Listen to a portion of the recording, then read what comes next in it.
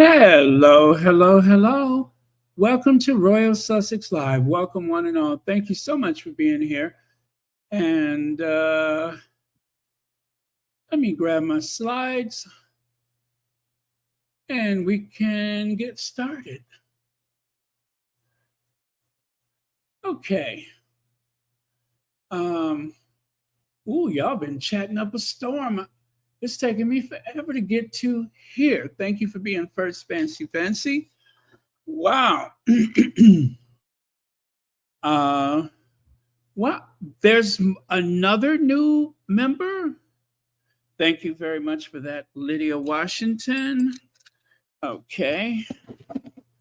Um, Let me see. Yes, I'll do that. Okay. Thank you very much for that. And uh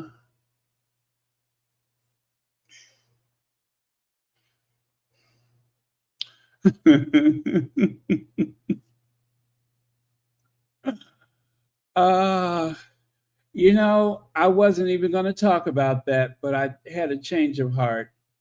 I really did have a change of heart about that. I promise you, I did not want to talk about that old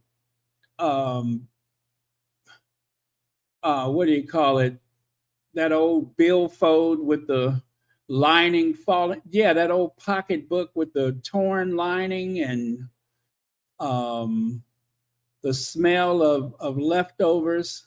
I did not want to talk about it, but my goodness, I think I missed out on a heck of a conversation. Okay, let's get going then. Um, just a couple of cautionary tales about karma. Um, anyway, let me see here.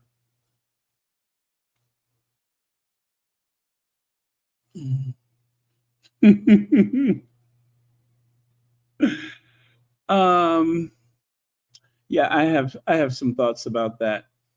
Okay, those are the ancestors, and as you know, from time to time, the ancestors, well, they have work to do. They literally have work to do.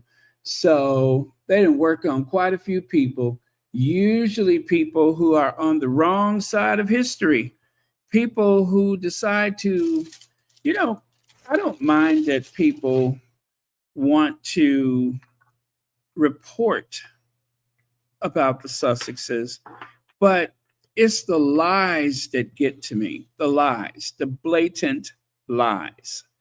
And it's also deliberate. It is never ever just by chance.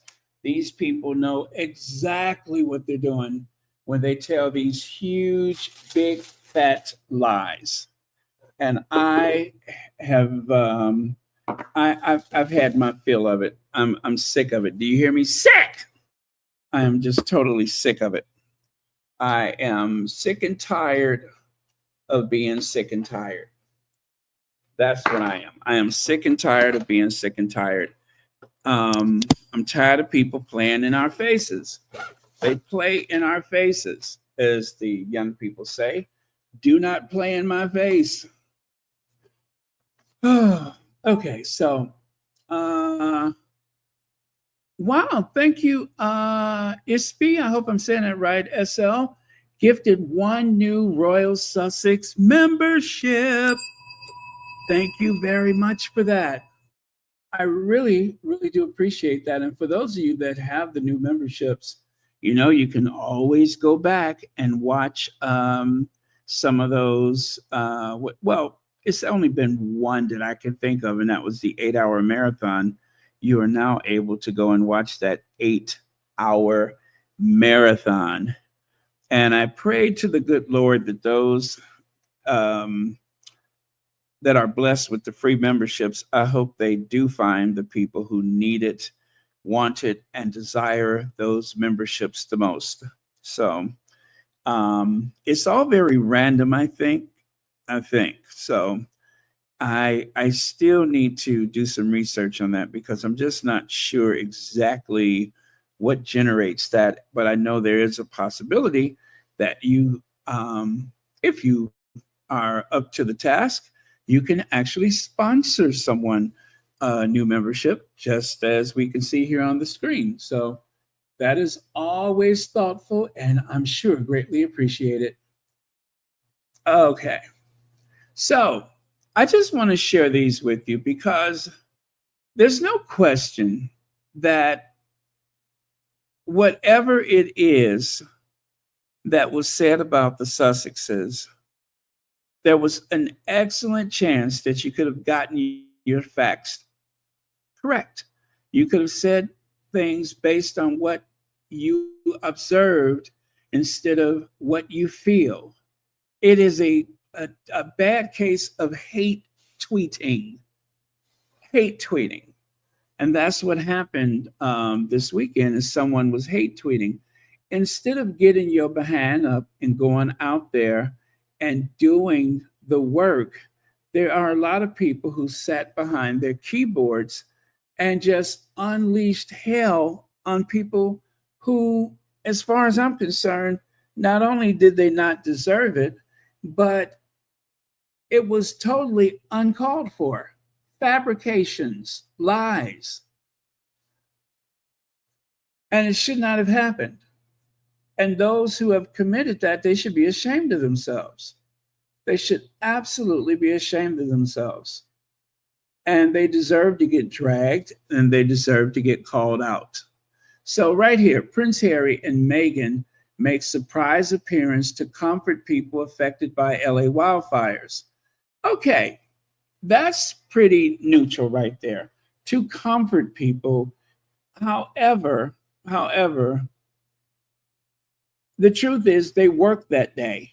They worked that day. Okay? They spent the entire day, which means that not only were they there, but they had security that accompanied them to this occasion. And I don't care what people say about whether or not they should have been there. The truth is, when you have someone with a very notable, very, well-known presence there, it can help a great deal to move resources. It helps with resources. The Sussexes are all about charity and service.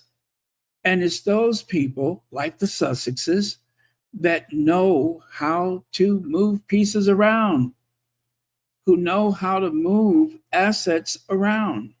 They can get this and get that for people who need it. And sadly, it sometimes takes a phone call from the office of the Duke and Duchess of Sussex to get people to pay attention. It's a win-win. There's no downside to it. They didn't take resources away. They brought resources with them. Now, this is better. The mayor of Pasadena described Prince Harry and Meghan Markle as great people with great hearts and said they just wanted to be supportive of the LA fire victims and first responders. Harry and Meghan, from what I understand, went to not one, but two residents. They spent time with people who lost everything. And there were no cameras. They did not bring cameras. And yet there are people that are declaring that the Sussexes brought cameras with them. That is not true.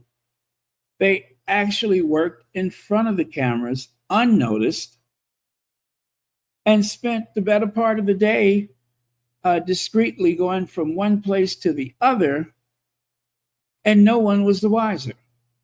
Only the people who needed to know were the ones who know. And it was just the same as when the Sussexes went to what was it, the oh gosh, what was the name of it? Homeboys. Homeboys. They tucked in and they worked. They weren't there taking pictures. The only photo that we have from Homeboys is a photo that they took. They took it there. It was just what, one, two photos. And it was what they released. And because of that, I made a donation. Some of you all made a donation. And money poured in from here, there, and everywhere because Harry and Meghan was there. What was the big topic? Oh, they just rolled up their sleeves and went to work. Well, what did they say? Well, she spoke to us in Spanish. We didn't expect that. Do you guys remember that, the homeboys? Because I do. They did not bring any cameras with them. They went to work. As philanthropists, they want to get on the ground and get involved with people. They want to know, where are the assets needed? Tell me what you need and I will try to help you. That's what they've been doing. And I can guarantee you that there are going to be huge benefits to people that they met or organizations that they worked with that day, especially the what is it? The Chef Jose's whatever that kitchen is.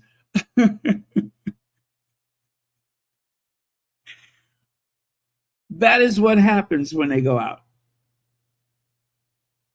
I mean, I did not want to talk about this. I just didn't. But I'm just like, I've had enough of it. Enough is enough. They're just making up things.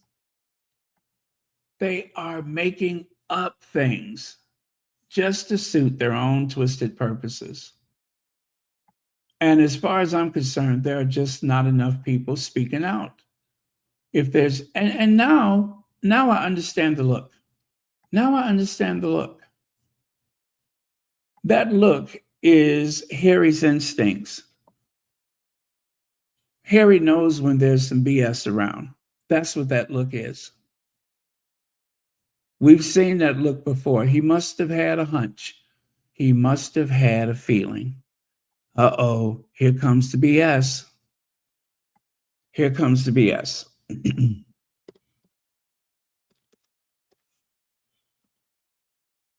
Let me see here. I just want to grab a picture very quick. Is that it? No. Oh. Wait. I got it. I got it. Oh, you know what? Give me just a second. I can do it like this.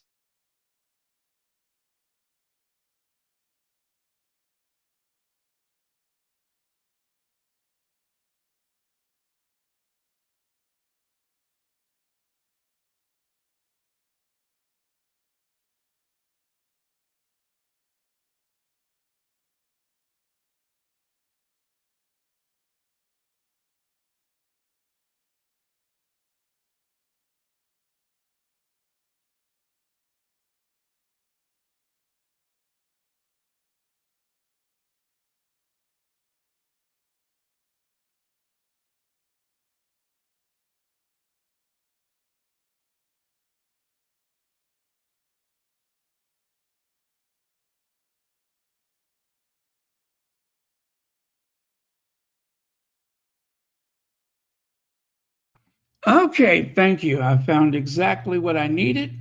Now let me share this with you. I must share this with you.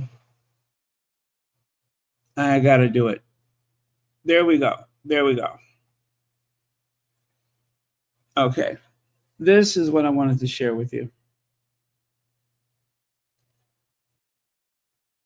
This Prince Harry and Meghan prep meals during pandemic with former gang members.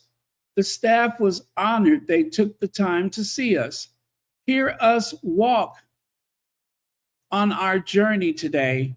We will never forget it. We will never forget it. There was no great fanfare. Um, you can see Harry, the tallest one in the photo, and Meghan. I don't know where she is. Meghan's right there up front. I can see her. She has on the black apron, beautiful eyes. That's Meghan. Um,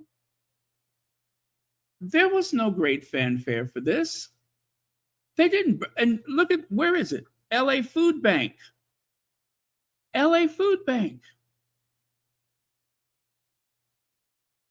They had the time. They went to work because that's what they do. That's who they are.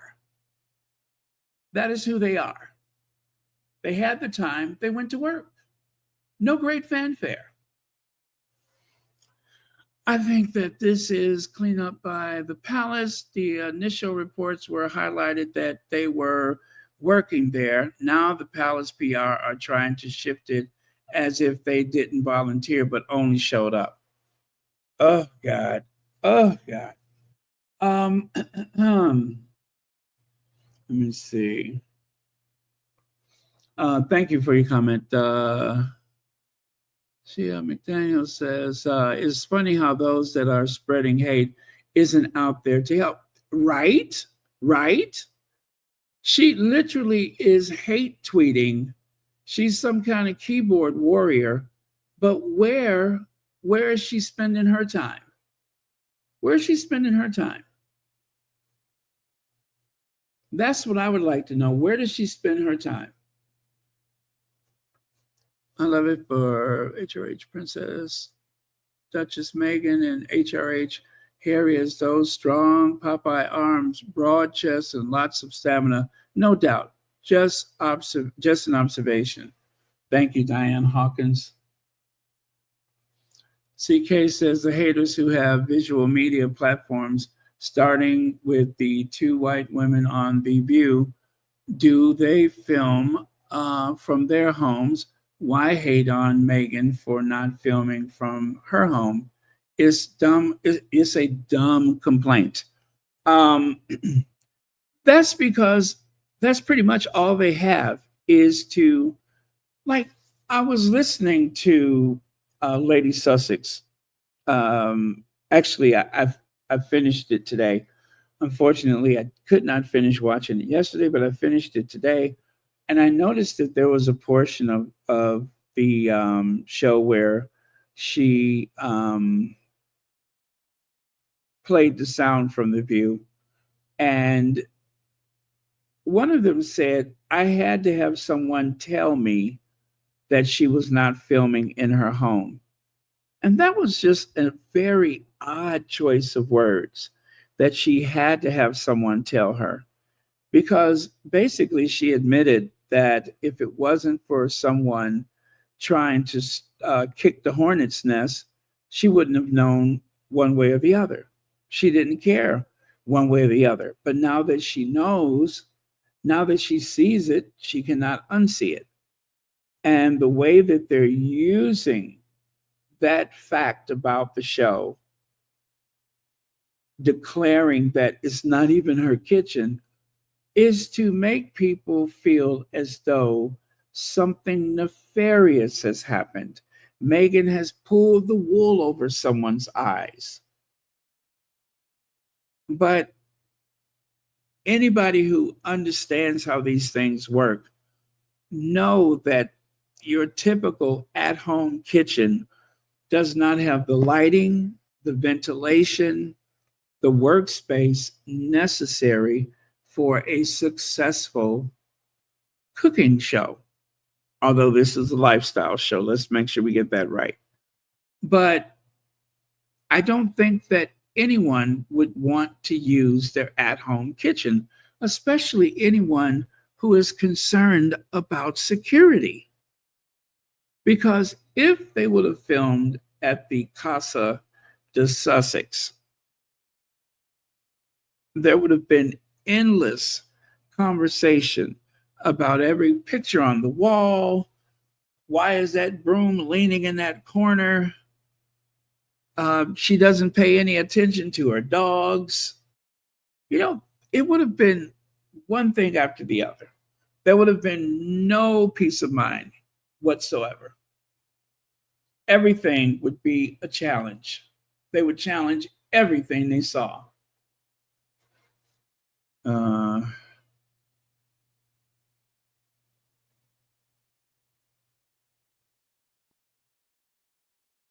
well, they got me. I'm just going to tell you, they got me. It's too late for that. They got me.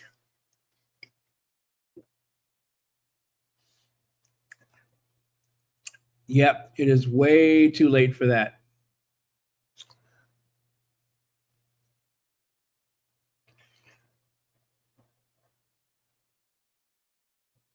Oh, right, right. I'm sure he already had the intel. Well, the conversation from the woman in the studio and the reporter out in the field, it was very awkward. It was very awkward. The thing is, I don't have any like ill feelings toward them. The lady in the studio did her best to explain the Archwell Foundation, Harry and Meghan's philanthropy. She did her best to explain it. I mean, she interrupted the other person to make sure that she explained their presence there to anyone who would have wanted to listen. But you would have to want to listen to hear what she said. She said it just as plain as day.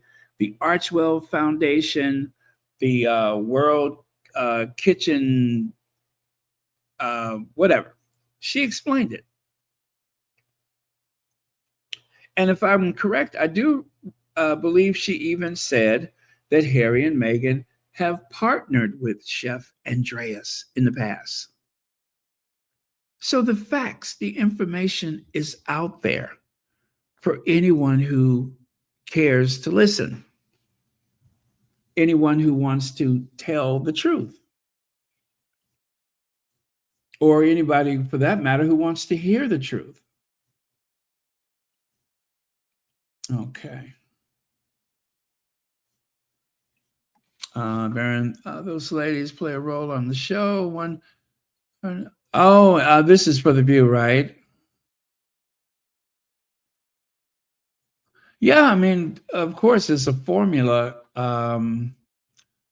which, you know, I've said, I don't know how many times, the reason why I don't watch those kind of shows, The View and other talk shows, is because it never moves the dial. It never does, well, okay, I won't say never. Rarely does a discussion on The View or The Talk or Loose Women, it is so rare that a conversation can take place there and that conversation is going to change someone's point of view in a positive way. It's very unlikely. Those conversations, it's actually pantomime. It is a theater.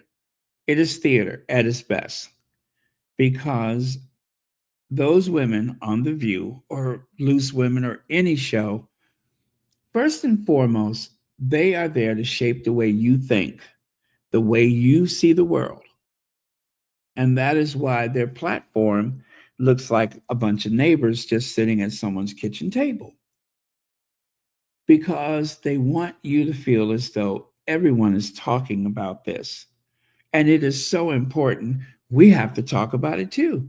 But the bad thing is, they have so much power over the viewers, and they are literally shaping people's thoughts. The conversation there can shape conversations everywhere. That's why they're so dangerous because most people don't even know that they are being um, brainwashed. They do not know that they are being the victims of gaslighting. But it happens all the time, all day, every day. People are literally telling us what to think. And if your approach to that information isn't done with just a hint of skepticism and a lot of detective work, you can easily fall for these conversations and assume that that's the conversation that everyone is having. Everybody feels that way. Everybody thinks the way they think, when it's absolutely not true. So yeah, I'm always very frustrated because I can see where the conversation is leaning, and it's just too much misinformation. And even if the most liberal person on the panel says the most interesting and truthful thing, it will get washed out by the other panelists very easily. Very easily, it will be kind of pushed to the background. And the last thing you hear will be the right wing agenda. Happens every day. Every day. As a matter of fact, let's do this one. Let's do this one because I think this is a good example. This is a good example. Although this is one of those rare occasions where someone actually had a little more control of the conversation, but she was practically drowned out by the other women on the panel. Okay, you ready for it? I think you know what it is. I think you know what it is. But here we go. Let's do it anyway. I just don't get it. I don't get any of it. What do you mean? You don't get what? I don't get why we're so obsessed with these humans that are exactly the same. Like, it could be us four sitting there. I just don't get it. But are you talking about what you mean as royals or as, like, Kim Kardashian? Because for me, they're becoming celebrities. Well, to me, that's all they are. The Queen is their celebrities. For me, is brilliant. I love the Queen. No, duty, responsibility. She's always worked really hard, hasn't I would she? work hard if the whole country paid for me to have like 12 houses and work really hard. They don't pay for all of the houses. But just a few. You see what I mean? You see the way they just took back control? Oh, they don't pay for all the houses. You see the way they piled up on her? Did you see the way they piled up on her? They wrestled her talking points away from her. And then they actually remade them in their own image, ever so subtly. But they completely pulled it away from her and made it of their own, and even laughed at the end of the conversation.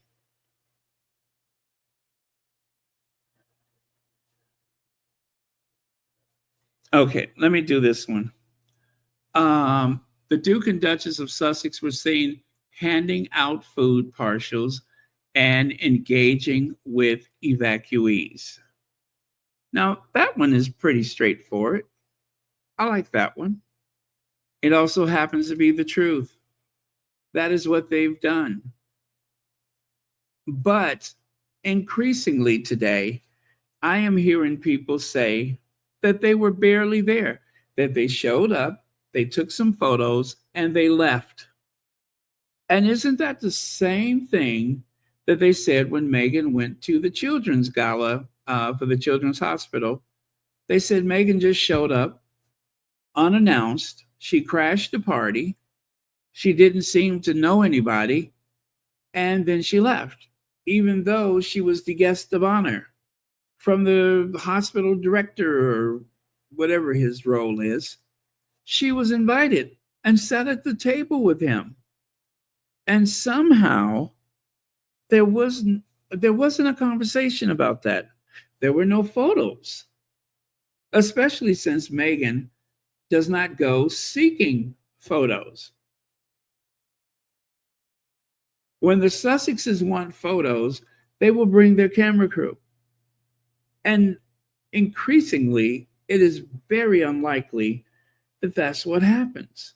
The cameras look for them. They're not looking for cameras.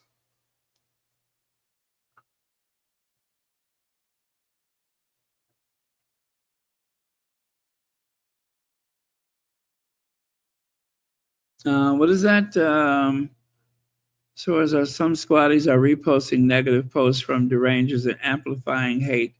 Do not repost hate. Thank you, Helen.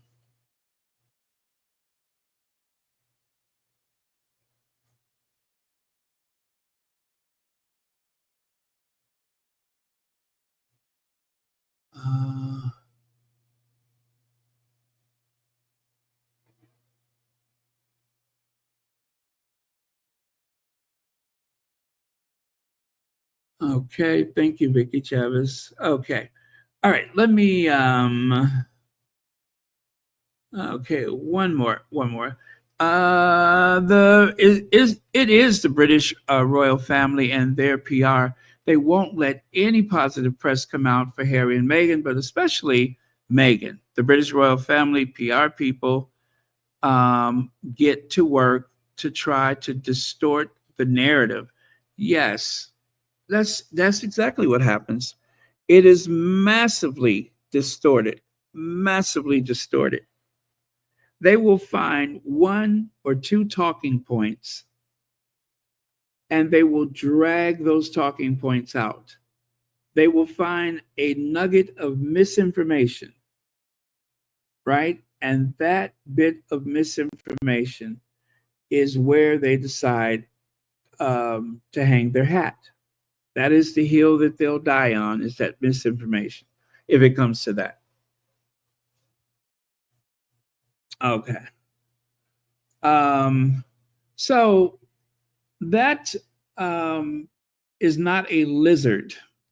That is Justine Bateman. I repeat, that is not a lizard. That is not a mammal. That is a reptilian creature that is unable to regulate her body heat. The only way she can warm up is that she has to come out in the early part of the day and sun herself so that she can help to regulate her body temperature. I'm just saying that so in case you're wondering, why does why does she look so weird? Because I'm not sure that that's a human being. It's kind of like an apex predator that lives in the swamp. It doesn't have any feelings. It doesn't have any emotions. But if you do anything to cause just the slightest ripple in the pond or the swamp, she's going to come out and chomp you. She's going to just sink her teeth in you. And escape is futile because she's going to start shaking her head left and right vigorously. Right? Because most reptiles, actually all reptiles, they don't know any compassion. They just know to spring out of the water at you with their mouths wide open, trying to lock those teeth in you. That's all they know. Most reptiles do not know companionship or integrity. Let me see. She's melting. She needs to shed that skin, right? Thank you, Legs. Yes. At some point, someone is going to come across a crusty layer of skin and mistake it for an actual, person, but it will just be, part of her cycle of regeneration where she sheds that outer layer and, is one of those mysteries of nature. So this is the tweet. In case you have not seen it, this is the tweet. Now, there's a part of myself that says she's shocked and she's very hurt about these fires. And she decided to take to Twitter, right? And she started hate tweeting because when people are in pain, it is not uncommon for them to try to find anyone to blame, right? That is very common. is to find someone to blame, someone to hate, someone to direct all of your hostilities, because the people who are really the culprits, the people who are really committing wrong, you have no access to them, or they're just not famous enough to fit your agenda. So, Justine Bateman replied to the text by Harry's Gray Suit. Now, you probably know that that is a hate account. Harry's Gray Suit. Harry's Gray Suit. Fine. The dumb reporter called her Princess Markle. The two disaster chasers came out for some new PR and attention, right? That's what it says. They came out for some new PR and attention. If you look above at what Justine Bateman hate tweeted, she said Meghan Markle and Harry are no better than ambulance chasers. What a repulsive photo op they achieved. They are touring the damage. Are they politicians now? They don't live here. They are tourists, disaster tourists. Hashtag Palisades Fire. Now, I can almost guarantee you that she heard someone use the term disaster tourist and could not wait to use it. So not only did she use it once, let's say she used it 1.5 times. Tourists, disaster tourists. They don't even live here. Wrong. Meghan is from California.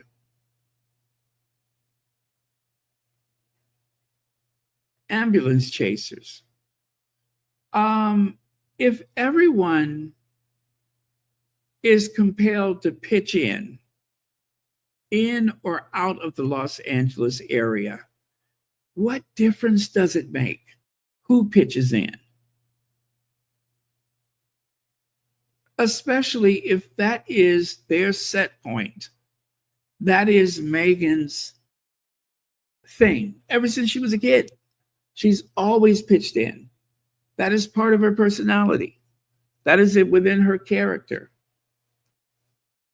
And they are people of means.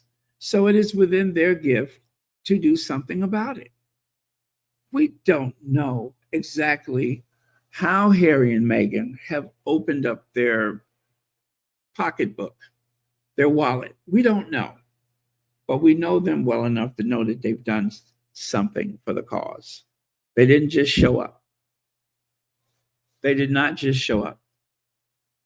I'm wondering, did they sponsor a food truck? Or did they, sponsor whatever? Exactly what has been their contribution? Well, how do we usually find out?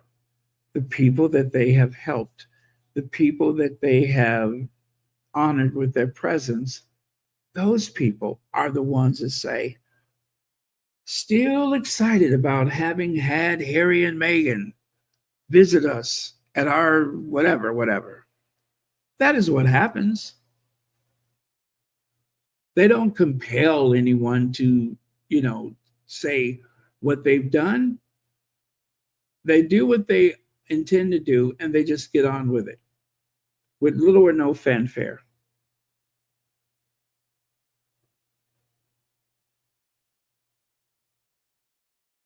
So, okay, let me take a look at a couple of your comments. Harry and Meghan have protect themselves and their children. They have moved on and are living their lives. It is so hard for all of to watch. Okay, thank you very much, Joyce Bose. Oh, you know what, Marshall? I don't know why when I look at Justine Bateman, you know what song comes to mind? La da dee da da, la da dee da da. Because she's You know what I'm saying? That's what song comes to mind. That's the song that comes to mind. La la dee la la. I'm sorry, that's it. That's the song that comes to mind. I hear the lyrics, I can hear the music.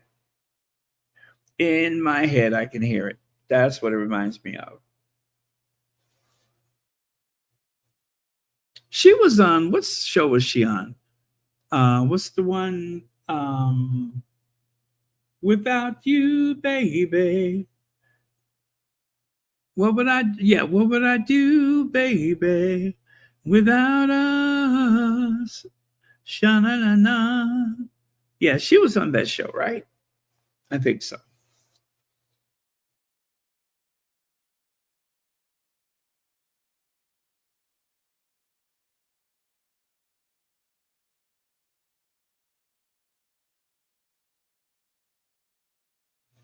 Do you know I just accidentally I just accidentally swiped myself out. I'm so sorry. The screen just slid right over and I swiped myself out. Oh man, did not mean to do that. Sorry about that. The screen is very sensitive, or should I say the keypad or the touch, whatever, it's very sensitive. And I just literally swiped myself out. Yes, family ties.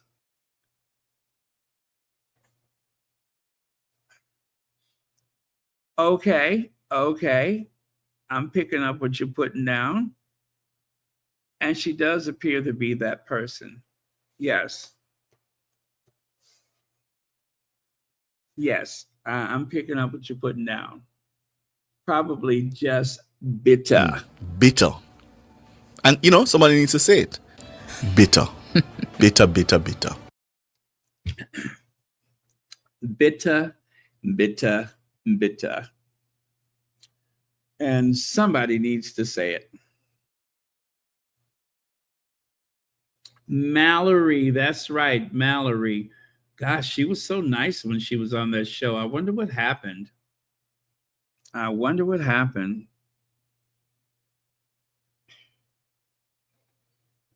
And I don't know. The other thing that comes to mind, every time I look at her, I see this. I can't help it. Every time I look at her, this is what I see. I cannot unsee it. I'm sorry. I'm sorry.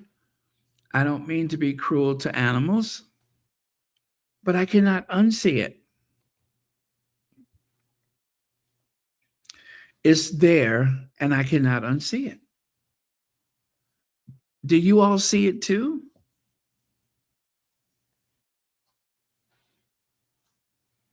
I mean, it's like, it's almost like someone driving a 4x4 on and doing some off-roading and trying to do their eye makeup at the same time. Not practical. Not very practical.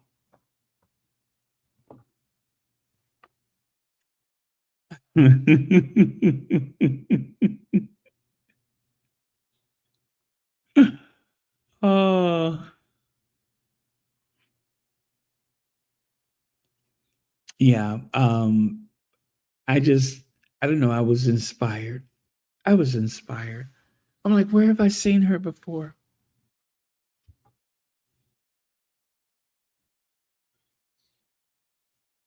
You know why? That comes from worrying about stuff that ain't none of your business. That will cause that to happen.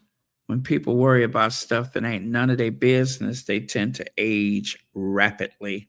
Now, of course, we're not here to make fun of anybody's looks, but I'm just saying, when you get in other folks' business, you start aging rapidly.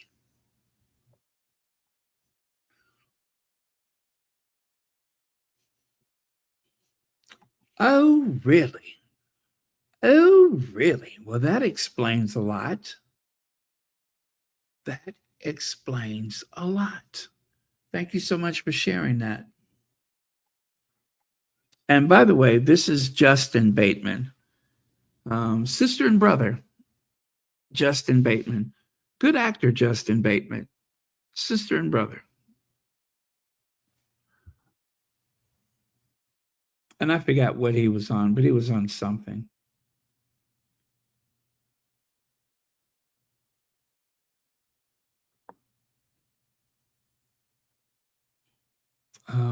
Okay. Now, here's a inconvenient truth. Here's an inconvenient truth. Queens Are Made says, but Harry and Meghan only show up to volunteer to help the Los Angeles victims because they want a photo op.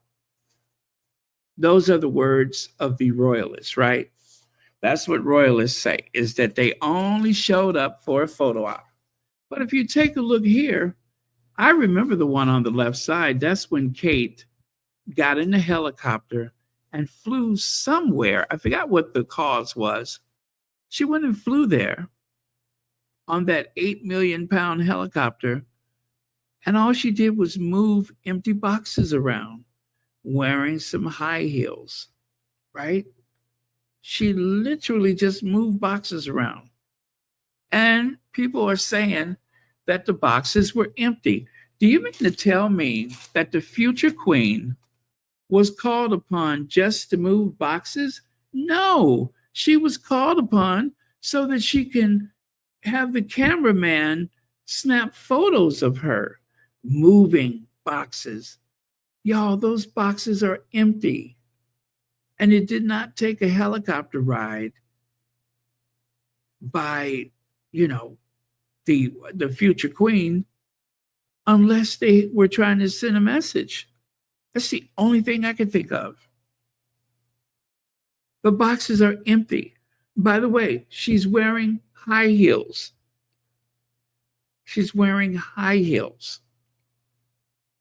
I've seen this picture before, but from another angle, minus the artist, cameraman. And same here on the right. We caught a royal reporter in a big, fat lie that William just showed up. He didn't want to be famous. Well, then who's holding the camera? And that's not just any camera. It is a still photographer, and a videographer that just so happened to be there when William walked in. And Rebecca English said that there was no fanfare, that there was no cameras, that this was just a random thing. Hi, Connie Balmer. Thank you so much for being here.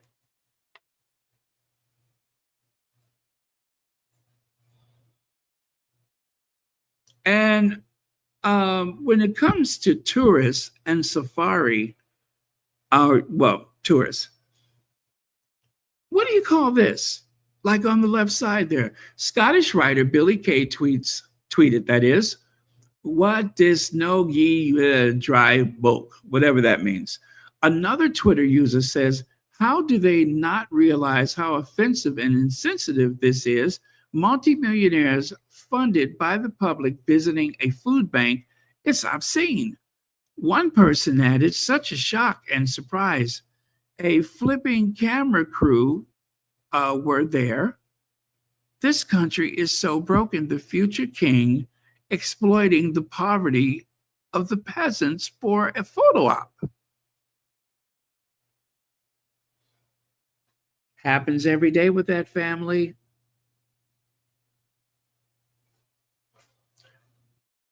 Will and Kate did not come to teach, to learn. They didn't even really come to work. They brought 9 photographers and videographers. 9. They stayed for 55 minutes. and they brought absolutely nothing. Nothing. I remember that one. I remember it. They brought nothing.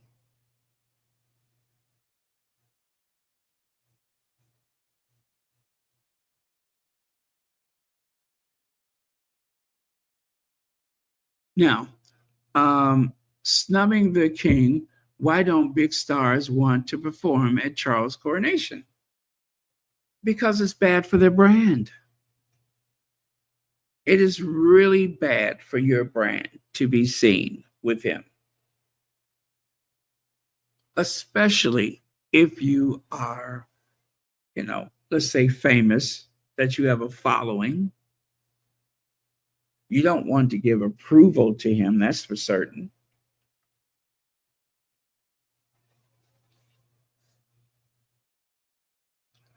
Let me see here.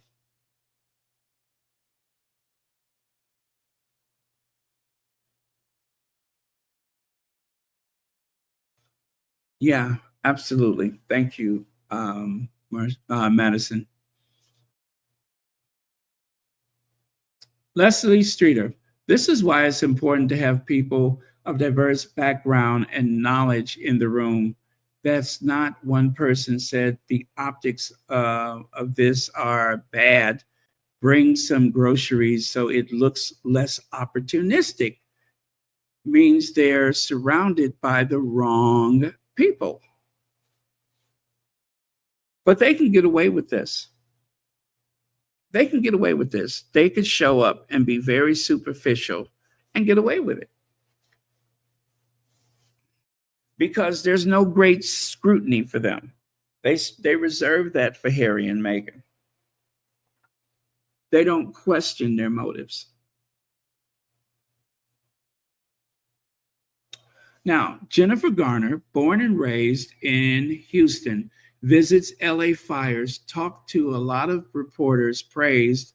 Meghan Markle, born and raised in LA, mother still resides in Southern California, visits site, donates money, hands out meals, donates essentials. Attention seeking? I don't think so. I don't think so. I don't think those things mean attention seeking. That means that to whom much has been given, so much more is expected, right? Isn't that the mantra? And so, apropos of that, some people who are more blessed than others will gladly give service, will gladly give to the organizations and the people that need it the most. You don't have to twist arms. You don't have to introduce it as a tax break. Most people of means, I believe, want to share their prosperity with worthy causes. So, a reminder that Meghan, the Duchess of Sussex, was born and raised in LA. She is not only an American, but a native Californian. Watching the devastation in her hometown, she is in all the, she is in all the rights to help people. Oh, she has all the rights to, yeah, okay. A little typo from someone, but you get the point.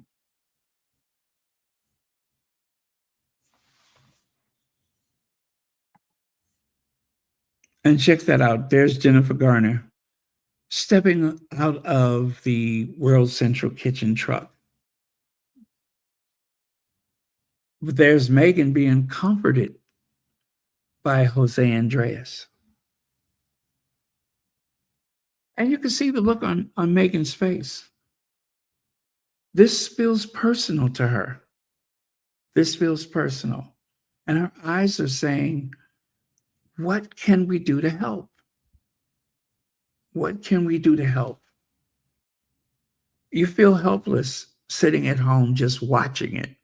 Unless you're Justine Bateman, then it's okay. You just get on the keyboard and start tweeting out insults.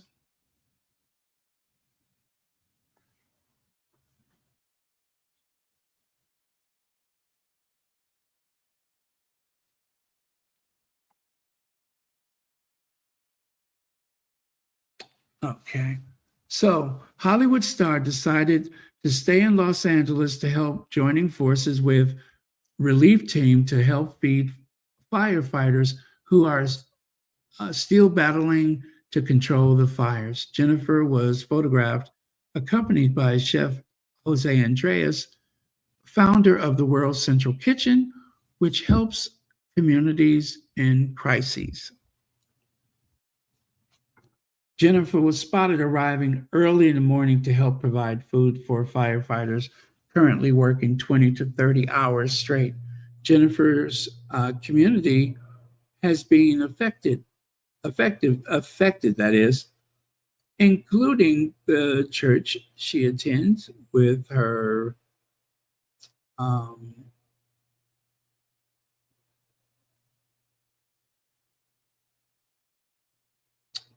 Jennifer's community has been affected, including the church she attends with her ex, Ben Affleck, which was consumed by the fire on Thursday. Okay. So let me see. Plus size fairy says Jennifer, she's a white woman. That's the reason why they don't question her intentions. Charles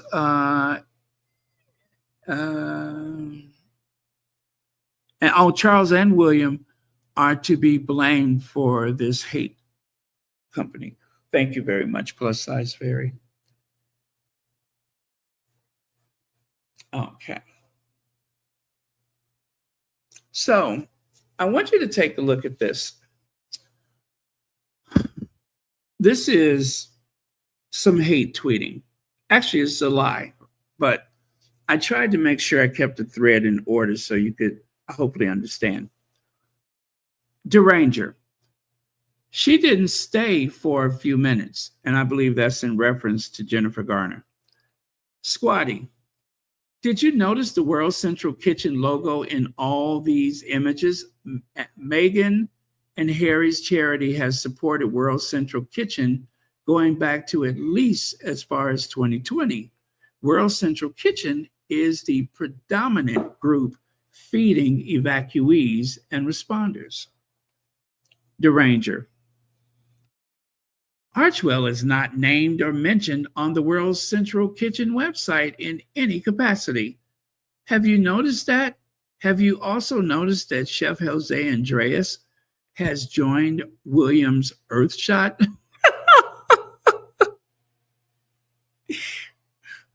What about that? What about the logo? Okay, let's take this one at a time. Archwell is not named or mentioned in the World Central Kitchen website. We don't know that. This person probably glanced at it and whatever. And then number two,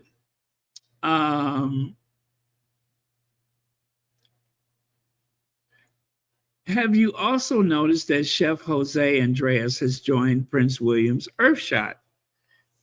What does that have to do with the fires in Los Angeles? What does that have to do with fires here on Earth?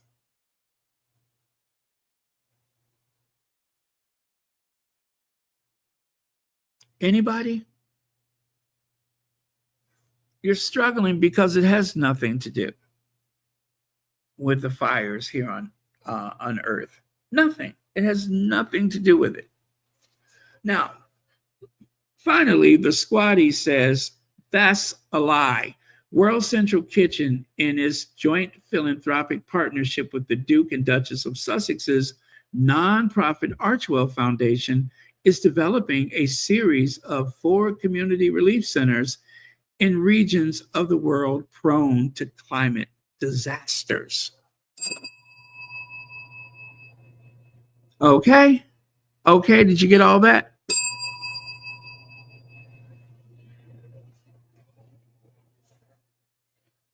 So if you take a look on the right, World Central Kitchen and Archwell Foundation share update on First Community Relief Center in Dominica.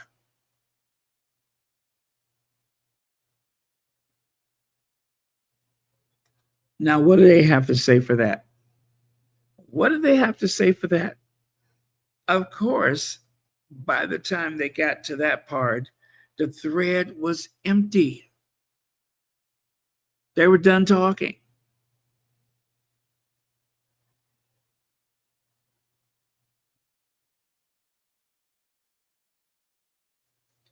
Okay.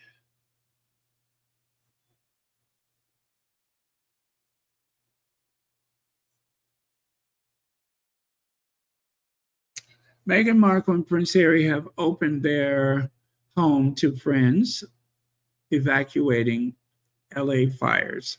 The couple is also working with Jose Andres and World Central Kitchen to donate clothing and other items to relief services. But let me go back. Let me go back to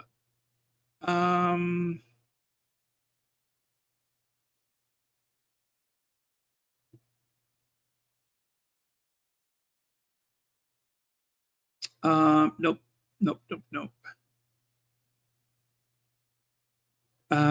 Okay, I'll leave it here. I'm sorry, you're going to have to look at that lizard for a minute.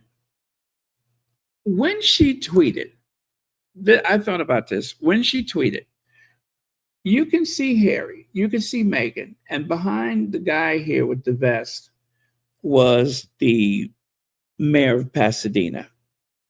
So, in other words, the defense that we have been using was mentioned either by the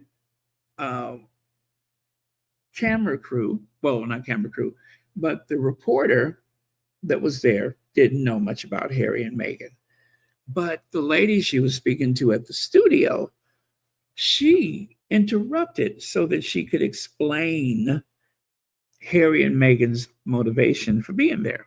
So let me just play that. I'm going to play that sound.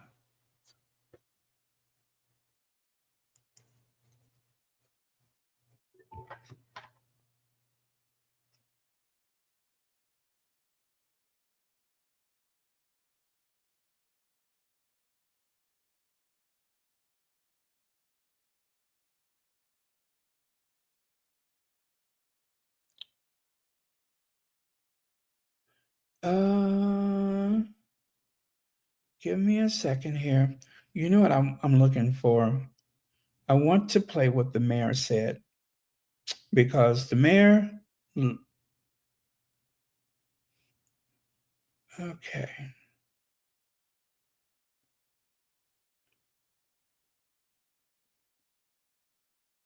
For some meals, what was it? No, they're not that.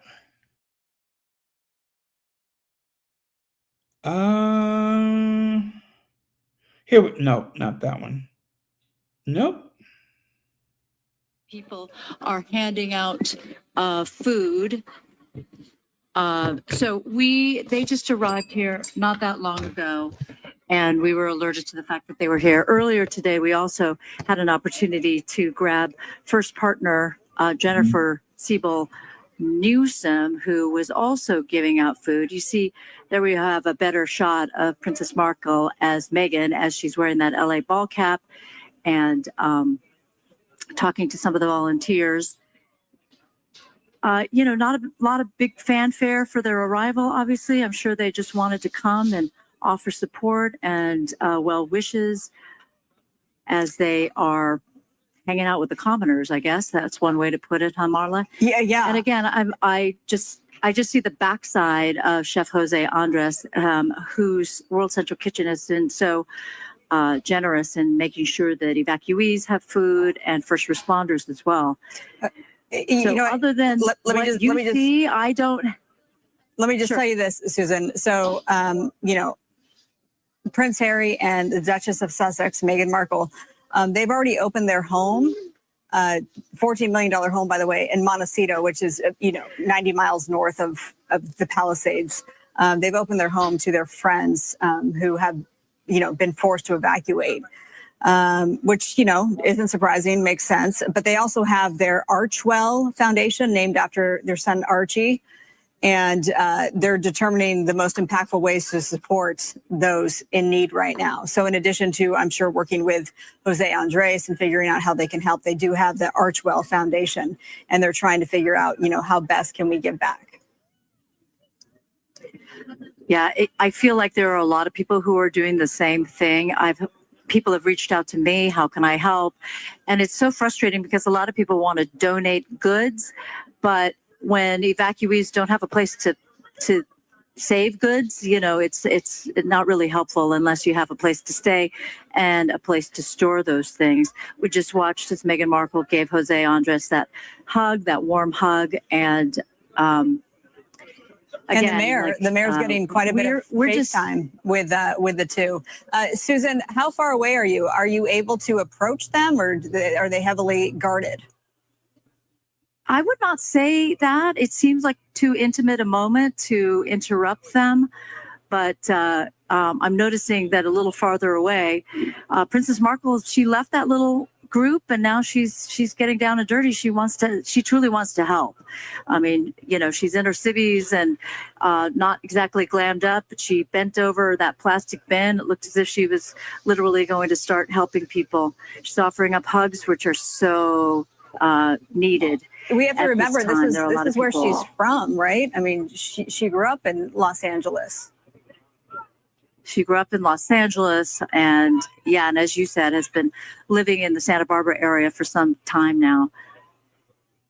Well, I'm sure she would. I understand the intimacy of this moment. I totally respect that. But I'm sure she'd be open to talking to you because she seems open.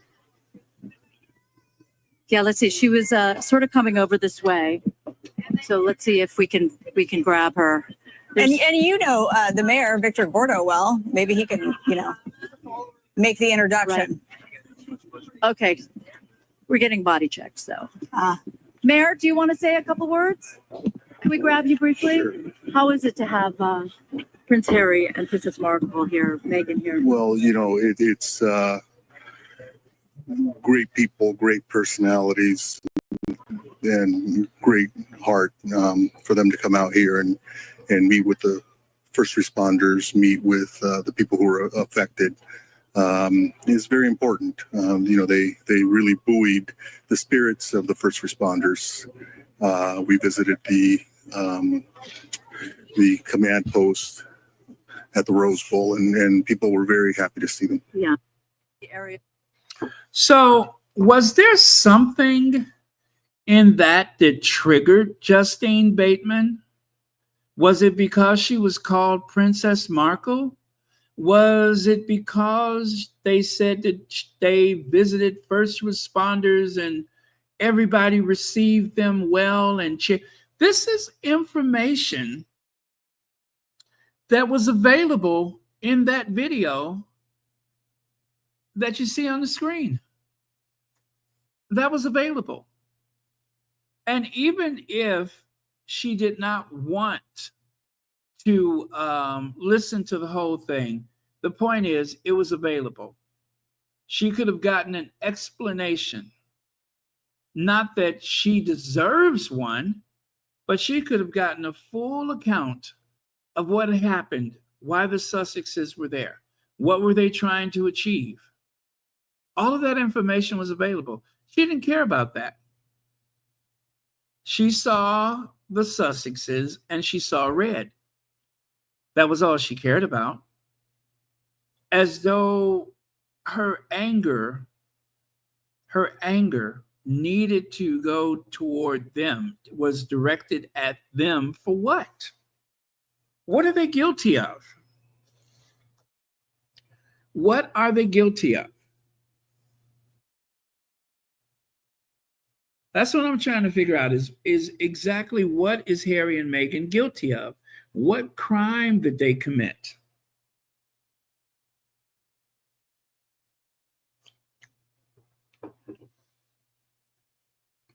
It's as though they committed some terrible sin because they showed up to help.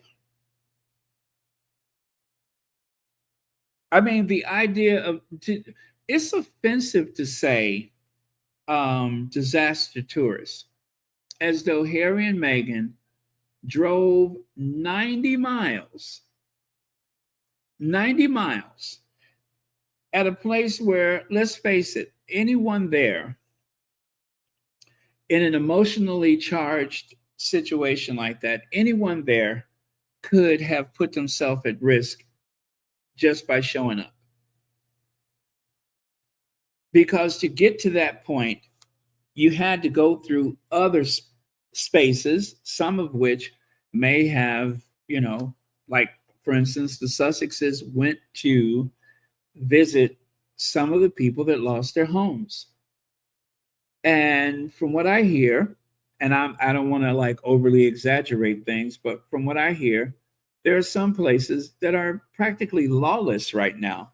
So if there was an incident, the Sussexes and their bodyguards may have been on their own. If there was some type of threat to them, they would have been on their own, because during a state of emergency, that is the worst time to call for help. That is the worst time to call for help. So it was not without risk that they went there. No more or no less than any of the other people, except for the first responders. I'm going to assume that they took a greater risk than anyone.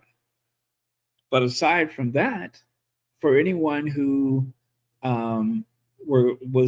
had intentions of helping, they assumed whatever risk there was. And I don't want to overstate that, but it is true.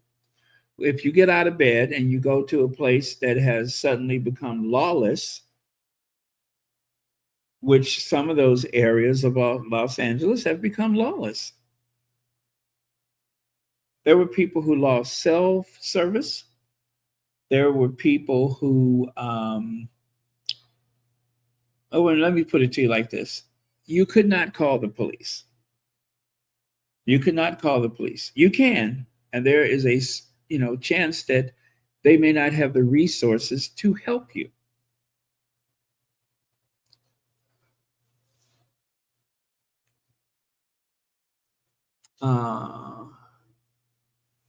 There is a particular squatty. His platform is built on the Ranger's talking points. Some of the things he talks about, I'm sorry, I don't know about until I hear it from him. I don't listen to him much now. Oh, okay. I think I know which one you're talking about. No need to mention it though. Let me see. Marriage is not it's not Prince Harry that's triggering those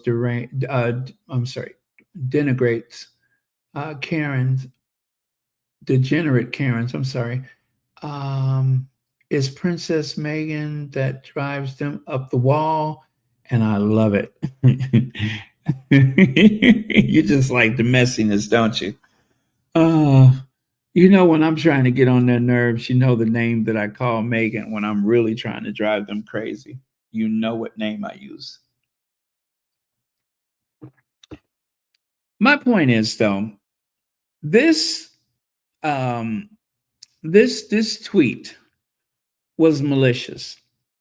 If I thought for one reason that Justine Bateman had lost everything and she is just angry at the world and she decided to rage tweet, then I would accept it as that, and I would just say, hey, you didn't have to do that. Maybe you should be more careful next time. But I feel as though they have singled out, Harry and Meghan has been singled out because they're popular, because of the reception that they received. Not that they asked for it, but they received, they were received very well. And of course, the mayor of Pasadena even mentioned how people were very glad and satisfied to meet them. But that was too much for Justine Bateman. That was just too much. It was something about that that just rubbed her the wrong way. I wish I knew what it was. I wish I knew what it was. What is it that Harry and Meghan, what is it that they took from this situation that made this situation, oh gosh, what word am I looking for?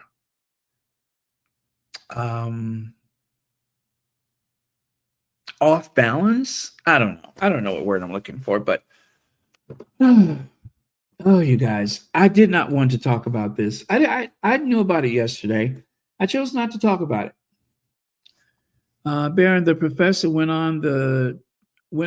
in on the Daily Mail the other day for their negative portrayal of Meghan. I was a bit taken back, but applaud his efforts. Is it the same one that I shared yesterday? Perhaps, because I did share something about the professor yesterday. It's about 3 minutes long. Why don't I'll share it for people who may have missed it. I will share it for the benefit of those that may have missed it.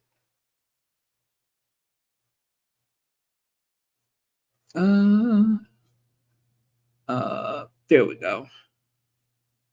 Santa Claus is coming to town. Yeah, yeah. Santa Claus is coming to town. Santa Claus is coming to town. Santa Claus is coming to town. Yeah, yeah. Santa Claus is coming to town. Santa Claus is coming to town.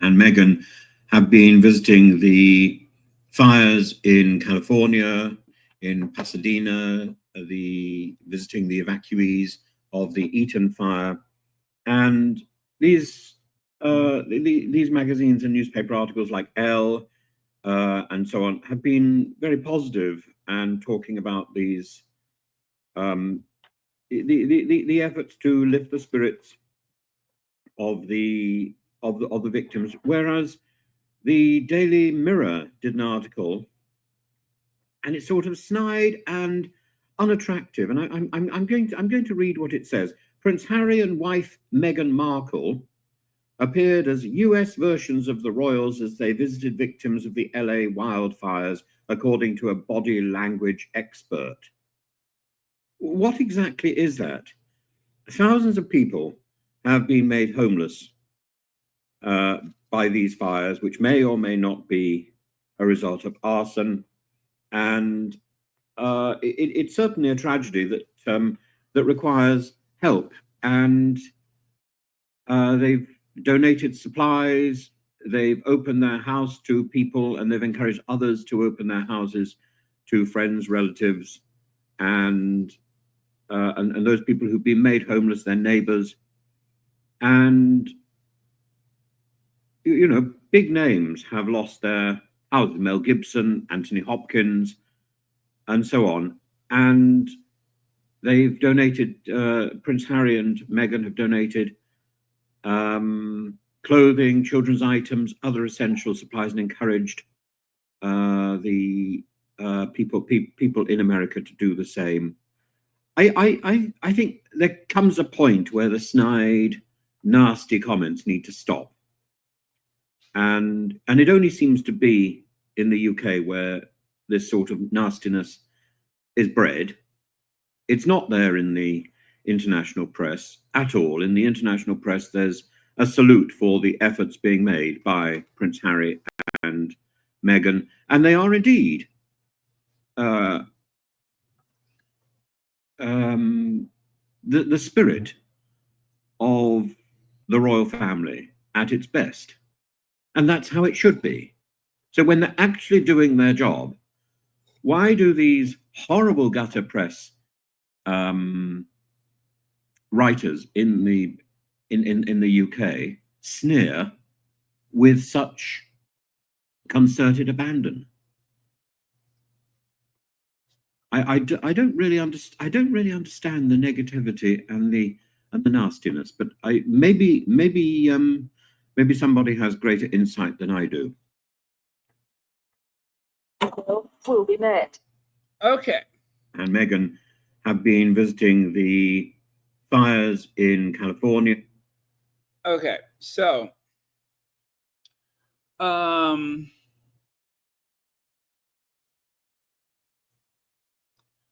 me see. I'm going to share with you a couple of the comments that were left from his video. I'm going to share a couple of the comments. I'm from Pasadena, safe from the fire, staying with family. And it sounds like Harry and Meghan have done more for Pasadena citizens than the Mirror has. Daily Fail, this is another one. Daily Fail, what a disgrace. This is not about you, Daily Fail. So many people lose their life, house, and loved ones.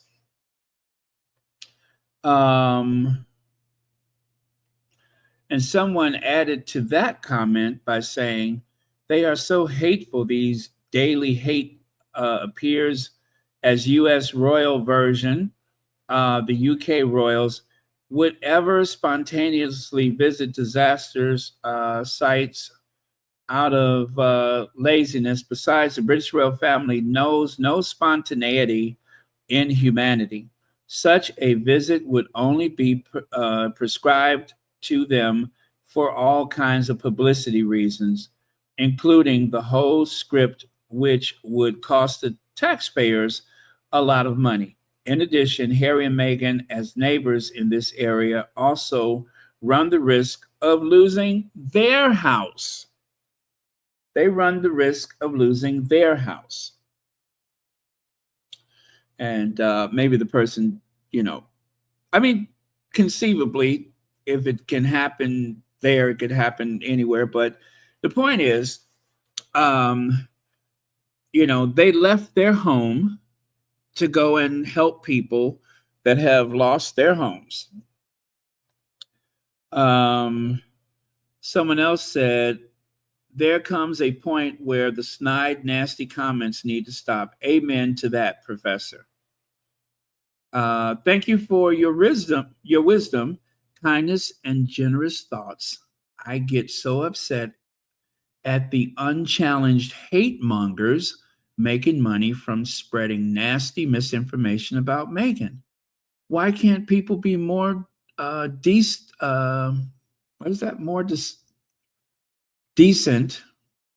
and fair-minded like yourself? So let me see. There's quite a few amens here, or quite a few people singing from the amen section.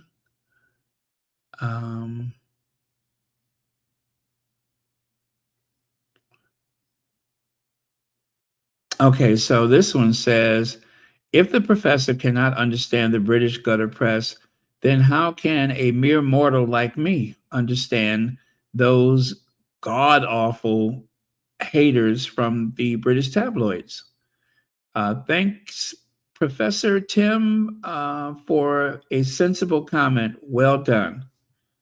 Okay, so that was just a few comments that were offered. And, I think he gets a lot of derangers, and I'm surprised I don't see a lot of their nonsense here.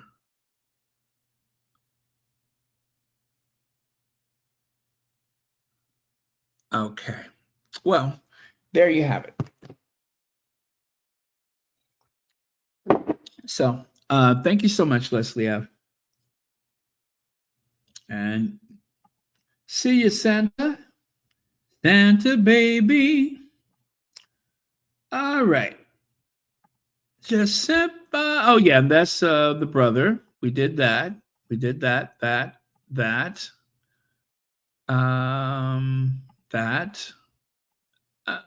Yeah, we covered that and that. Oh, yeah, we're done with that. Are we done with that?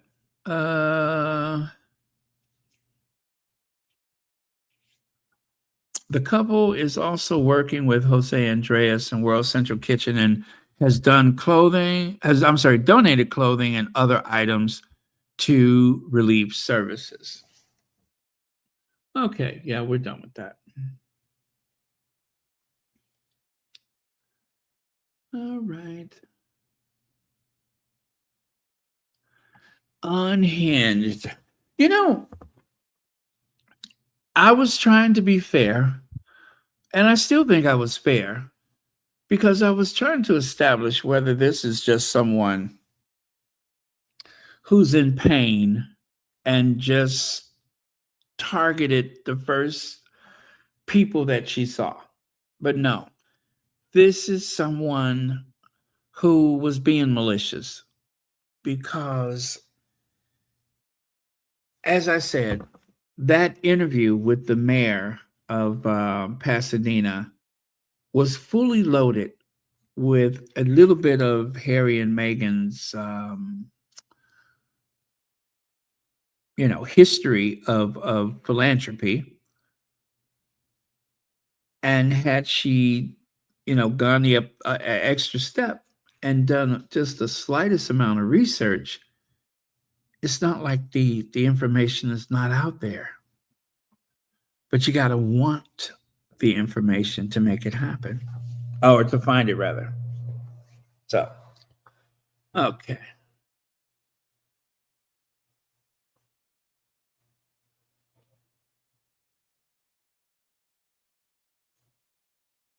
All right, let me go here.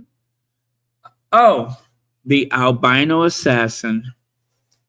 Now, you guys, the reason why I'm sharing this is not just to share it, but I need to explain something.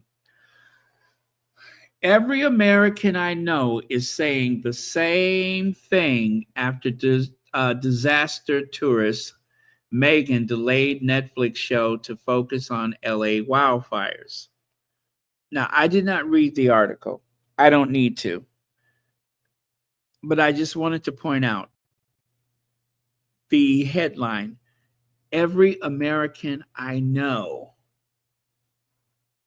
That is one of the tactics that Trump uses. When he says people are saying, people have said, it is an illusion. It is a sleight of hand because this person, this Maureen Callahan, she wants to reinforce negativity, or should I say reassert negativity against Meghan by declaring everyone she knows. So in other words, if you have the least bit of ill feelings toward Meghan, or you don't understand why you don't like Meghan, she is here to remind you that whatever it is that you're feeling, not only is it idiotic, but other people feel the same way too. So you are more than justified to feel the way you do, to feel negativity toward Meghan. This is a way of shoring up the base. That's what it is. It's not really there to bring new people into the fold, but just to remind them that you are not alone. If you are, let's assume, racist, if you're bigoted, if you don't like Black women, there's other people that feel the same way too.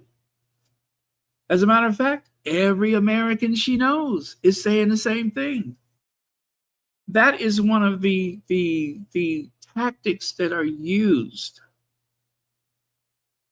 especially by Donald Trump. They say, they said. This is so dangerous, you guys. This is so dangerous. because it helps to reinforce a mindset that is based on nothing but lies and continuous negativity.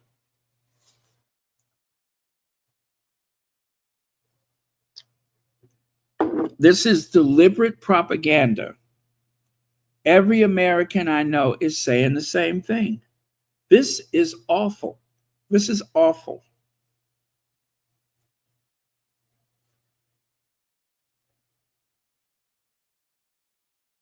I mean, when I saw this, I froze. I was just like dumbfounded. And why does this person hate Meghan so much? What has Meghan done to her? She is as right-wing as you could be. She's another one of those gatekeepers. This is the one who went to the event in New York when Meghan was honored by Ms. Magazine.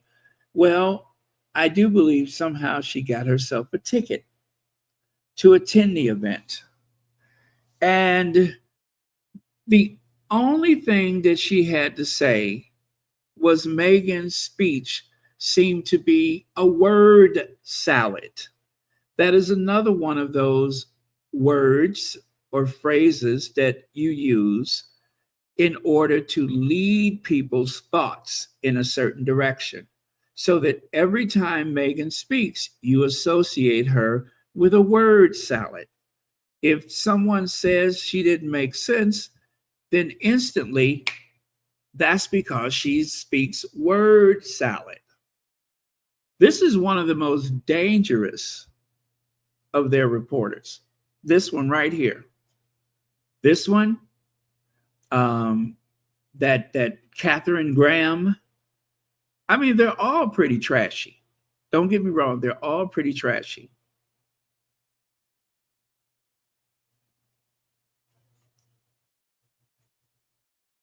Every American I know is saying that's not even scientific. That's not even an opinion. That is a way to welcome people to be as disrespectful, hateful, and just plain negative, nasty. That's what it is. It's saying, oh, people, I mean, these are people that what they're attracting are the people who have a problem, people who are already so negative and nasty. But she's saying it's okay to be that way because, after all, every American she knows feels the same way. Absolutely diabolical. That's what it is. And this is why I say The View is dangerous. This is why I say Loose Women. Any of those talk shows that have a platform like that, they are telling people what to think. People are being led by those people on the stage because they create an atmosphere where they have you believe everybody feels that way.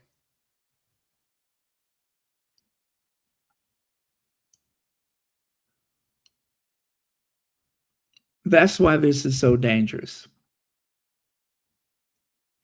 It is an all-out assault against Meghan, and there are people that are frothing at the mouth with hatred, and they don't even know why. They don't even know why. Most of them have no clue why they dislike her. But the idea that my neighbor feels the same way, so I must be right. And that's what this is. Every American I know is saying the same thing. Why? Because she needs you to believe that you're right to hate, that you are entitled to hate.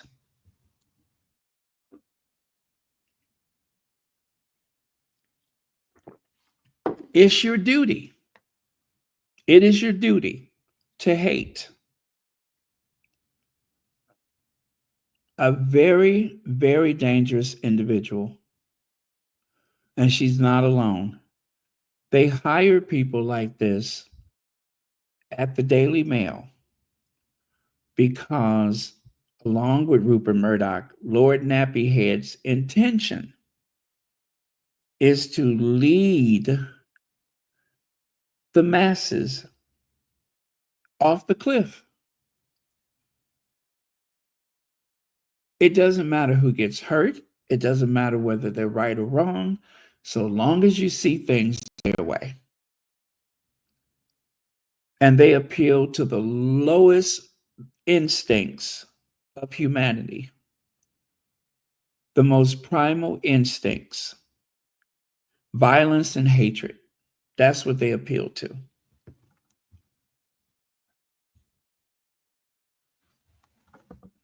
This is why the police are such a problem right now, because everything in their training is about taking out the bad guy. This is your justification. This is how you get rid of them, right? They have more patience if it's somebody white, of course, but they'll take them out too. Don't get it wrong. They have done the same thing to many of them. When they feel it's justified, when they feel as though, well, my life was in danger, then they'll do it to them too. And pretty much anything that moves in that moment. This language weaponizes people. It's a way to weaponize people. And this is how you have an old lady at a coffee shop, an old white lady at a coffee shop attacking a young pregnant woman of Palestinian descent or Middle Eastern descent. This is how you have an old white lady attacking a young Middle Eastern woman for wearing a t-shirt, because her mind has been weaponized because of articles like this, where they teach you to identify certain points of behavior, and then you're supposed to act on it. You're supposed to retweet it. You're supposed to share it. You're supposed to make sure that you keep that theme in motion.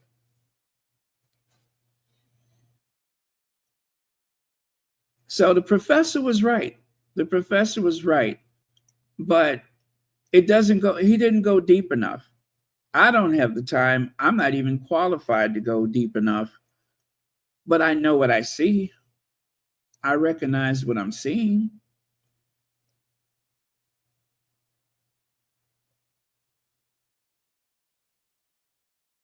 I mean, we laugh about the Karens in this world, but those Karens have been programmed. And so when Karen sees a young woman that she doesn't know wearing a shirt that she doesn't agree with, she chases her around her boyfriend and even tried to throw hot coffee on her. She tried to throw hot coffee on someone she doesn't even know. Someone half her age or younger, someone she definitely could not defeat.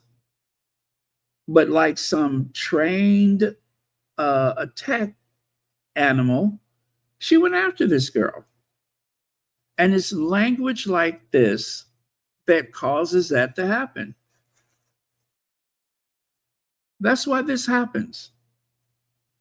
It's not just a basic hatred for humanity, but they are being programmed. We have a new president coming or returning to the White House who likewise have programmed people to go after people that are just working. You could be out cutting the lawn as part of your business and get challenged by someone. What are you doing in this neighborhood? Now you got a lawnmower, You have the name of your company on the side of your truck. But yet, some Karen walks up and they want to challenge you in your workplace. During the time of slavery, it was called showing your papers, which is what Barack Obama had to go through because of Donald Trump. Donald Trump literally shamed Barack Obama into showing his birth certificate. Do you know a lot of Black people cried that day that Barack Obama shared his birth certificate because Donald Trump won that day? He won. He made the president of the United States blink. This is so much worse than what most people realize.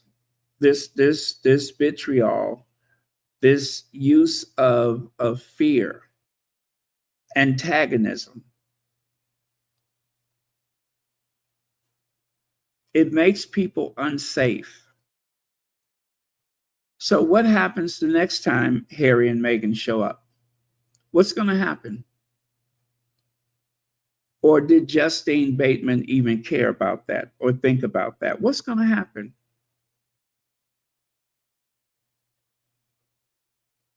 Does Maureen Callahan care what's going to happen?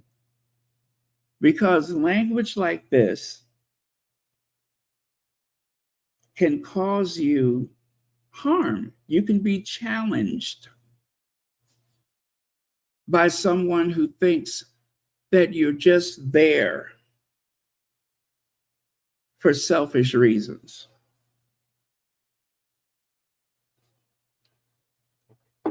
I hope that doesn't happen, because there's a world of good that Harry and Meghan is capable of doing.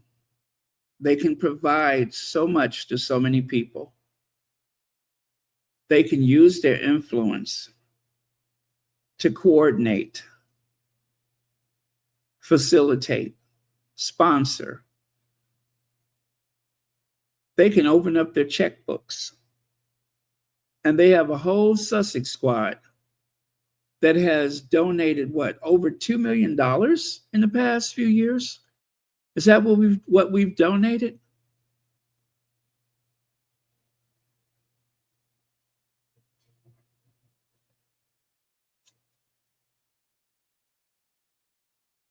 Like I said, I didn't want to talk about it, but it's necessary. It's necessary.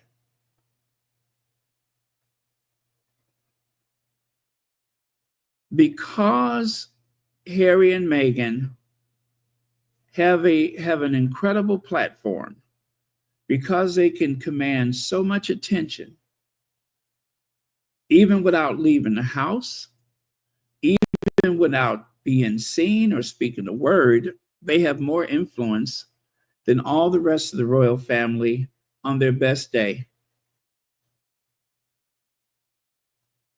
And that put a lot of people's noses out of joint, especially considering the Black part of that family. That Negro blood is an affront. Because Meghan went into that institution and showed them how easy it is to be nice, how easy it is to care, how easy it is to bring out the best of people, to help people help themselves, and put them first, put the people first. Instead of coming on around after the fact and celebrating as though you had something to do with it, because that's what the rest of the royals do. They want to recognize other people's achievements. They don't help them achieve, they just recognize it, which means they're taking the credit for themselves.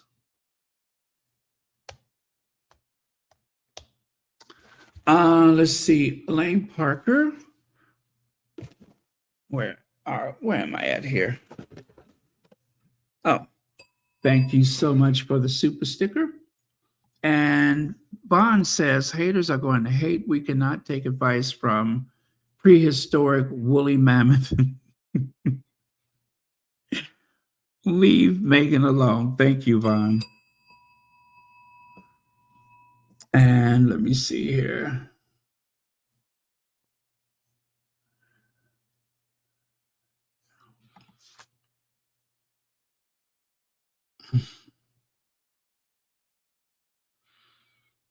I wish that was the answer. I'm not sure it is, but I wish that was the answer.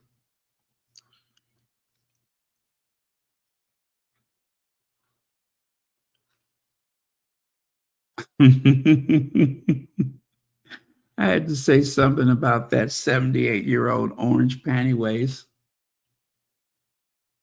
Let me see here.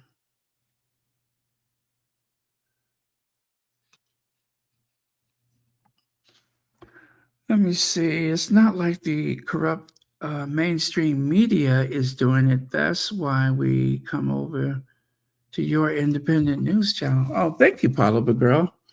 Thank you for considering this news. I appreciate that. Let me see.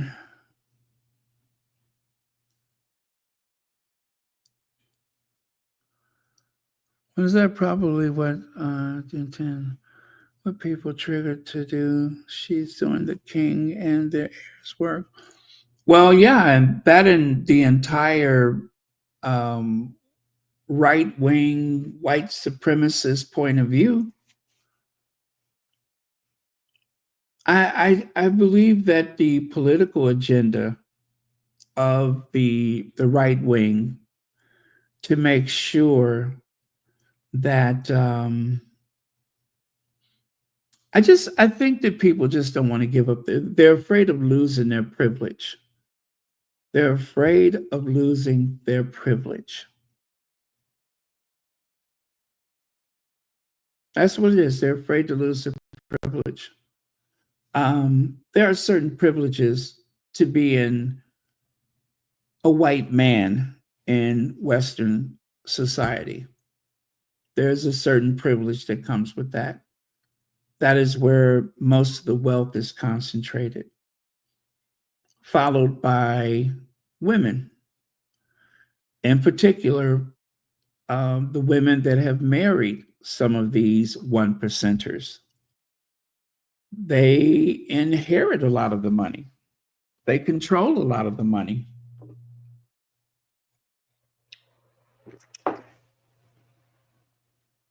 But that's the top of the food chain. Now, there are some Black people and other people of color that are right up there at the top with them, but certainly not the larger portion. And pretty much they buy into the same political mindset, that same conservative political mindset. At least most of them do. So, oh well, you guys, I don't know what to say about this any more than what I have said. Let's see. Oh, let me go back a little bit further. What ticks me off is Trump is an anchor baby and had the nerves to call out Obama's heritage. Yeah, Trump has known nothing but privilege. He does not identify with the poorest of anybody. He's had a life second to none of nothing but privilege. Helen says, language matters, especially when squatties post on social media. Please don't retweet filed tweets from derangers, etc. Let me see.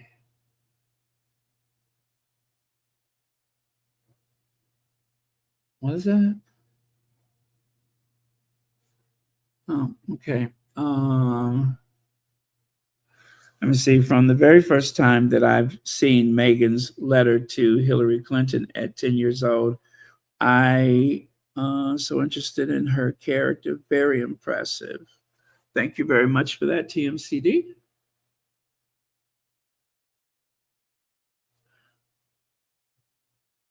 Okay. Excuse me.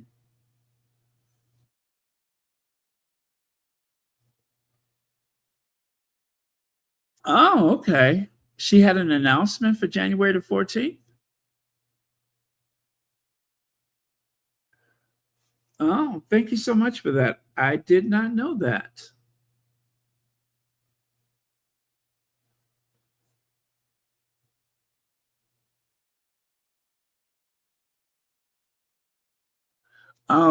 What happens when the Invictus Games is on and they try to damage the veterans? You know, Heather Stroud, we do that dance every time there's an Invictus game. On the one hand, you have part of the press that is applauding Harry. You have individuals that are applauding Harry. And then you have the tabloid media that are trying to assassinate his character day after day after day. And most of it seems to be on behalf of the British royal family. And no matter how much Harry makes it about the actual competitors, they accuse Harry of making it about himself. Harry is the founder of Invictus. There is no Invictus without Harry. And they know this, but they would never admit that. But Harry is essential to the Invictus Games. He is the one that is partially, because I'm sure there's other people, but he's the one who finds the sponsors to make it possible. They're not sponsoring. I'm just going to use him as an example. No shade though, but they're not giving those resources to David Weissman. As much as they probably love David Weissman, he's not the big draw. Harry is. And you just can't have the same Invictus Games without him. And yet, day after day, his character is being destroyed by the tabloids while he's working on behalf of the veterans.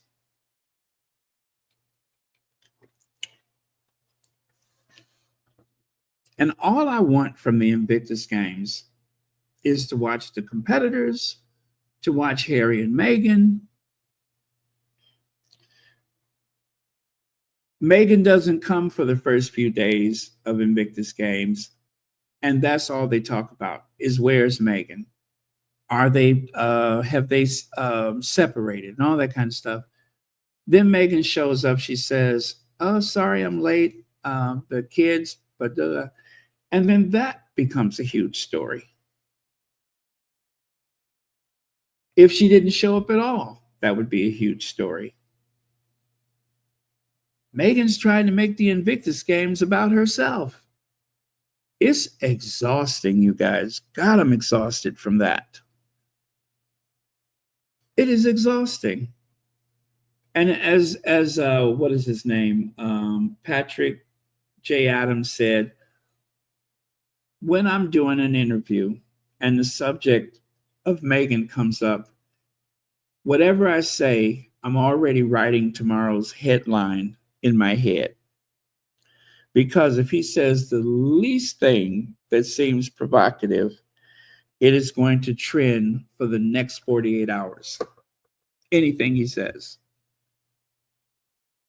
And if he says nothing about Meghan, or if he just gives a very short, polite answer, then that's the story. How he's turned against Meghan.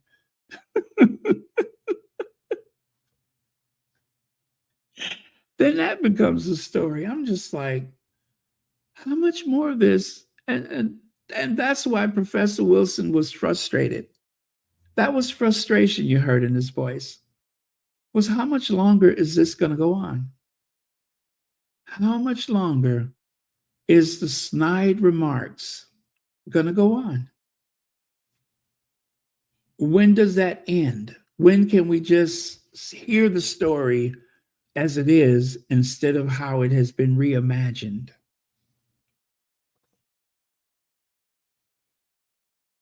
And whether Harry did something or nothing, whether Meghan did something or nothing, they were going to come after them anyway.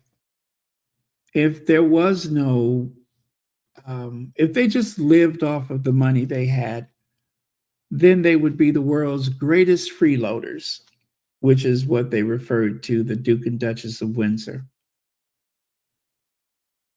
And since they work, then they're the world's biggest abusive employers. So there's no satisfying. It really isn't. It really isn't. And as Professor Wilson said, it's really coming from one particular sector of the population. And then someone like Justine Bateman that's like a gift. That's like bonus points because they found an American that has a little bit of, shall we say, celebrity, right? It's not like it was Demi Moore or something like that. It was just Justine Bateman, someone from the 1980s. But because she is considered an actress and a celebrity or whatever, then it has that much more clout because as, let me go back here. As Maureen Callahan says, every American I know is saying the same thing, right? That's where Justine Bateman falls in there because you could take one Justine Bateman and amplify it enough to make it seem like everyone and I know it.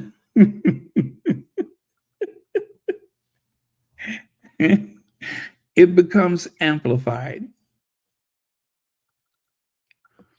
It really does. It just becomes amplified. The privilege to break the 91 laws and still become president, have millions die on the sword for you all your life. At birth, Trump had more money than all the MAGA nuts. We are stuck with him. Yeah, that's about the size of it. That's about the size of it. He took his inheritance from his father and lost it and gained it back and lost it again and gained it back. They said if Trump would have taken his inheritance and just put it in a good money market or account or whatever, he would have more money than what he pretends to have. But he wanted to do things the slick and clever way by helping other people go bankrupt. Wouldn't matter what Meghan and Harry do, the haters will keep on hating. That is, Harry and Meghan are very good, kind humanitarians and much loved. Amen to that. Let me see, Baron. We are dealing with a set of people who have become robots. We can't give up. We have to continue to call this hate against the Sussexes out. I agree with that. There's no throwing in the towel for certain.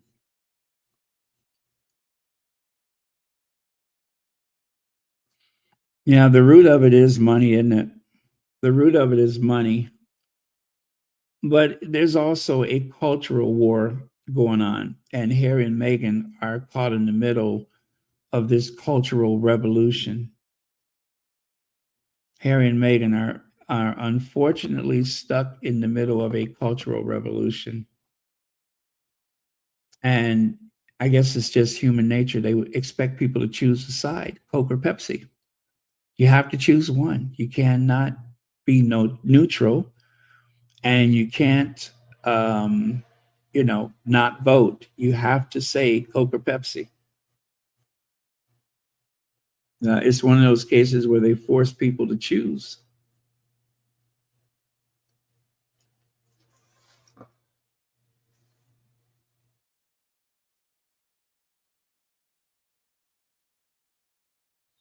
Thank you, Marshar.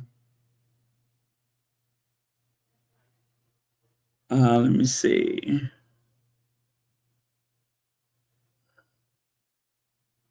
Let's see, exactly 100% fair and very tiresome. Princess Meghan is the ultimate threat to white women's egos. They were lied to. They thought they were the essence of beauty. Beyonce is too. World stage, the woman. Okay, thank you, Mary H. I just think it's a classic case of pit one person against the other. You know,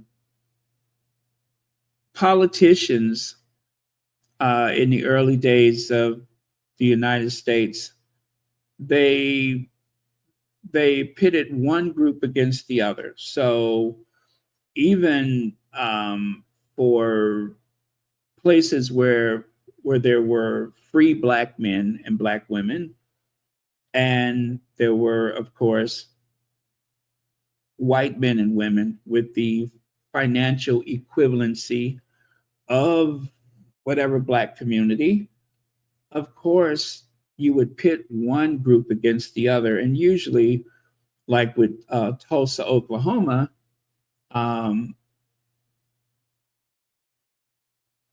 what happens is the Black elite, shall we say, the Black elite, a Black business owner, a progressive, well-to-do Black community.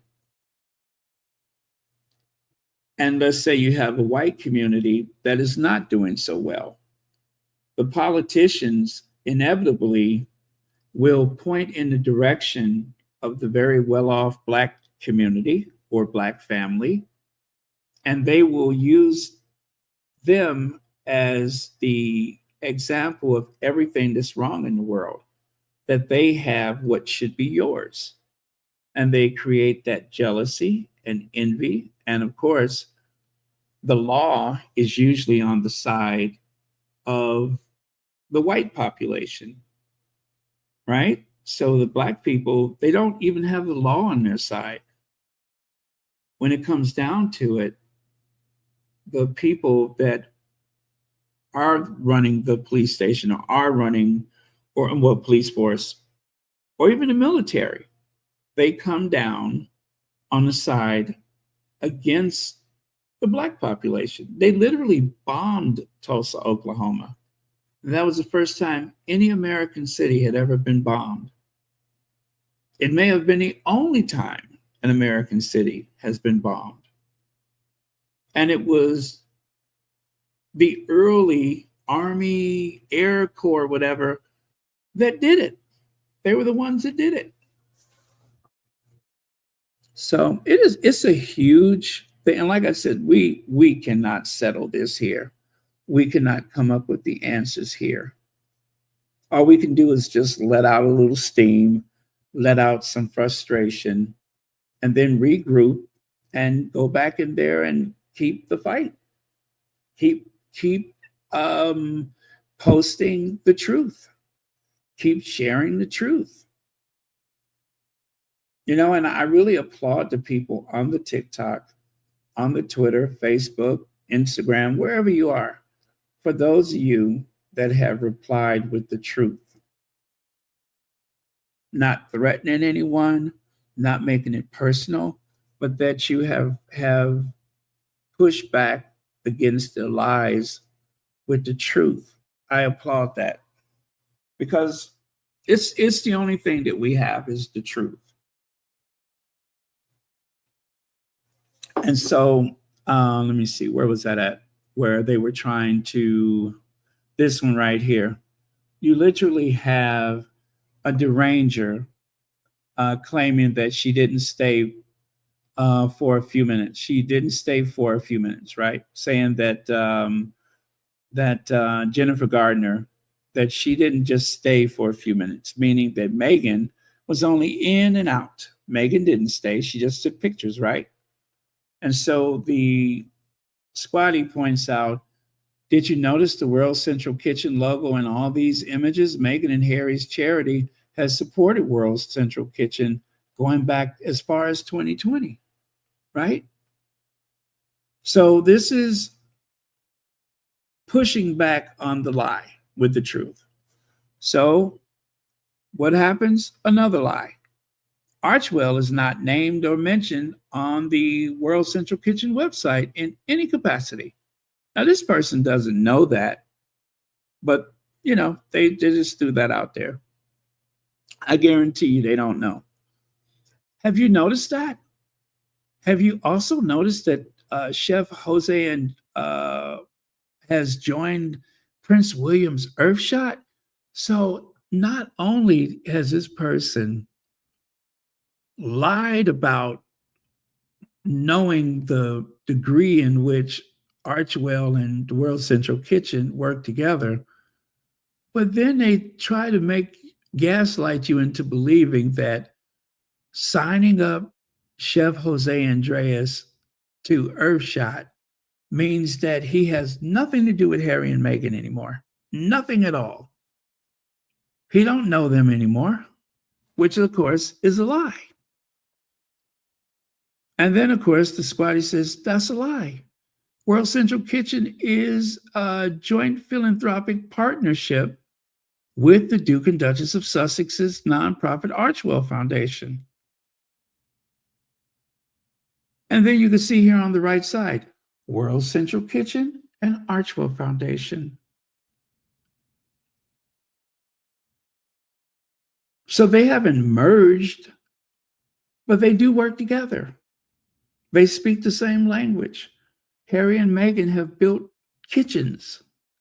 They have provided money to help the World Central Kitchen.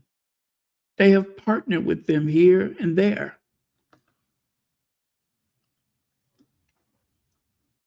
But this person, they don't care about the truth. What they're trying to do is to demoralize us. They're trying to wear us down. And that's the whole point of that, is to demoralize, to take away your strength and conviction. And I know I sound tired, but I'm not. I'm not throwing in the towel. I'm going to keep pushing.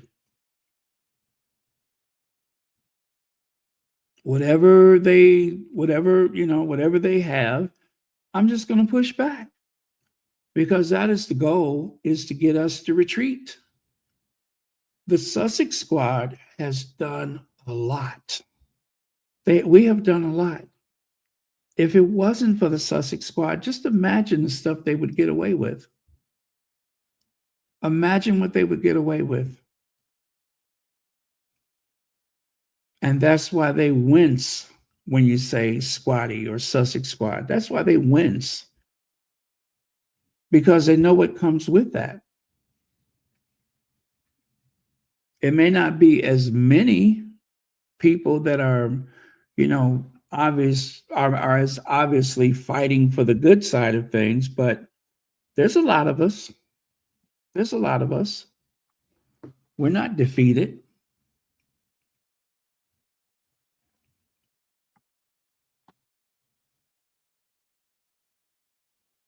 Oh my goodness. I wouldn't wish Trump on my worst enemy.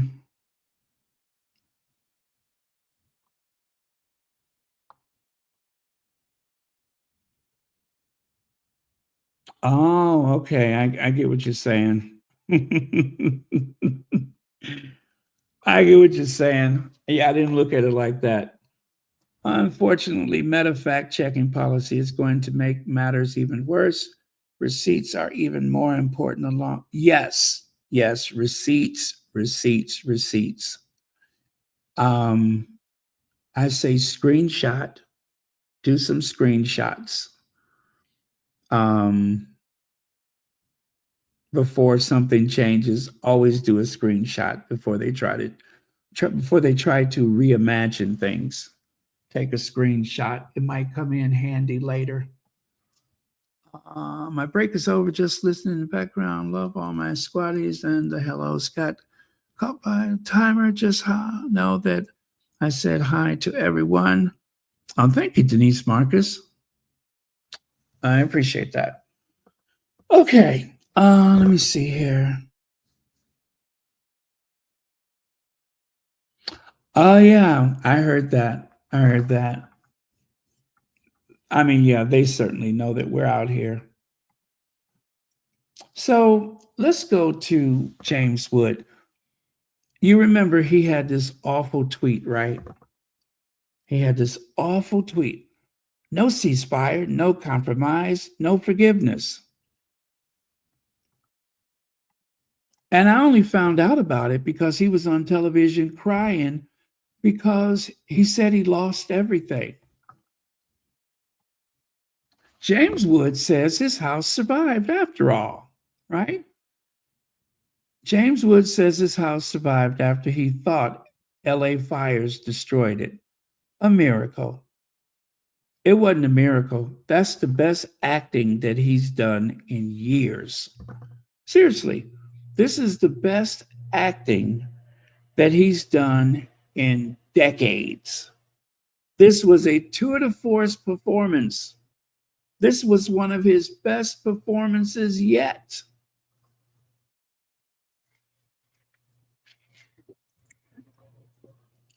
This was an Oscar-worthy performance. Golden Globe, BAFTA. Give me another one. Anyway, this was his best performance. Emmy. Yeah, give him an Emmy. It was on television, wasn't it? This man deserves an Emmy for this performance. Knowing full well that his house was still standing. Ain't that something? He knew his house was still standing. We can't say the same thing for the people in Gaza, but his house is still standing. What a performance. Too bad these people aren't acting. No, they are living the nightmare every day. Every day. So not only is he heartless, but he's possibly, well, I don't want to, get in trouble, but an alleged liar. Yeah, an alleged liar. I'm told I may never walk again, but it made me appreciate everything I've done. I loved my old life so much and presume it would stay that way forever. Really? Julie, what is it, Burchill?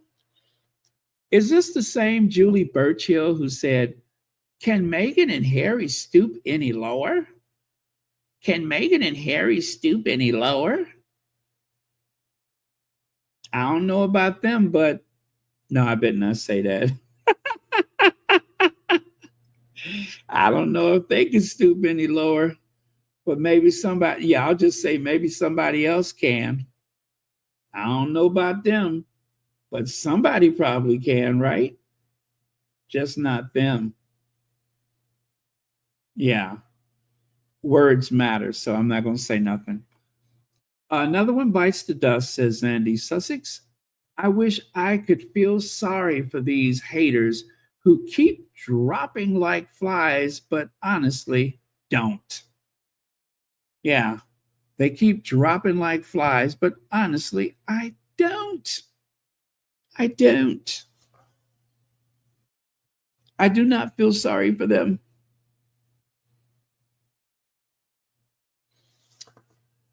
Okay, it is getting scary. The Royal Rota haters are dropping like flies.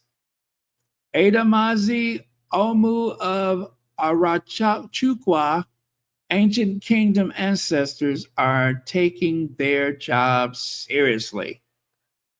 Taking their job seriously? Oh, yeah, I see what they mean. I see what they mean. That's what they're talking about, taking their job seriously. I mean, the fact that some people are facing challenges right now. Yeah, The Spectator, in case you don't know, The Spectator is a ultra conservative right-wing magazine. And The Spectator is, well, they tend to target people of color.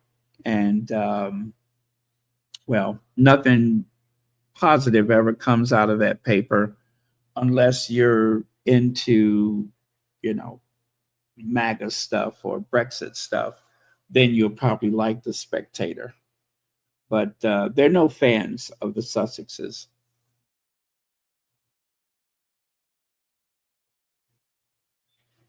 Prince Harry fulfills elderly man's donut request amid wildfire relief efforts. I will find one.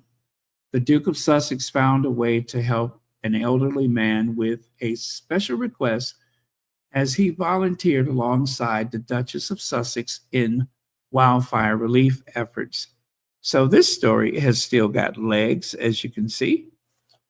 Let me see. Jennifer Clark, thank you very much for the super sticker, and thank you so much for being here.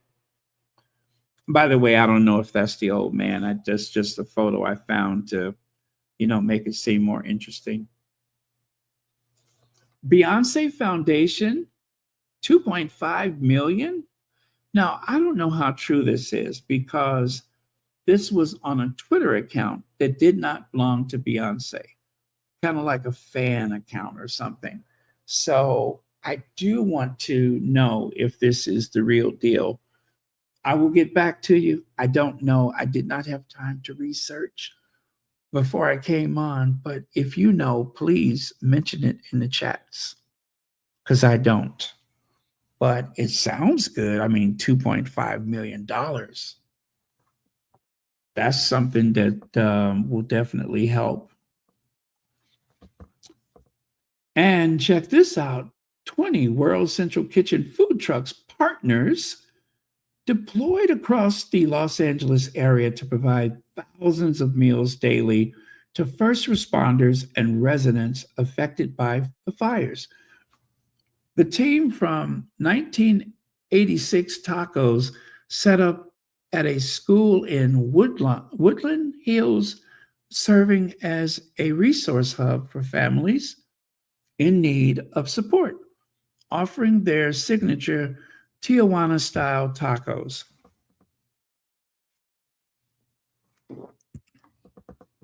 Some people are probably camping out in their cars or whatever in front of their property, trying to clean up, trying to salvage whatever they can, or at the very least, they're driving to their, you know, what's left of their homes. And anyway, a lot of restaurants and shops and such went down with the houses. And so resources are not easy to come by. And I would imagine there's a lot of people that while they're fighting the fires, while they're salvaging their property and such, do not have food. They cannot get a hot meal. But thanks to World Central Kitchen and some of the local restaurants, they have found a way to distribute food to people that are in need, which is a beautiful thing. And it looks very, very good. You got some beans and rice. You have these Tijuana-style tacos. So a win-win for everyone involved. A complete guide to Prince Harry and Meghan Markle's Netflix shows, from Harry and Meghan to their various docuseries. Here are all of the Sussex productions currently on the streaming platform. Excuse me. There you go. I made a wallpaper out of it. You have Polo and Heart of Invictus, With Love, Meghan, Harry and Meghan, and Polo, The Heart of Invictus, With Love, Meghan, Harry and Meghan. Anyway, you get the point by now, don't you?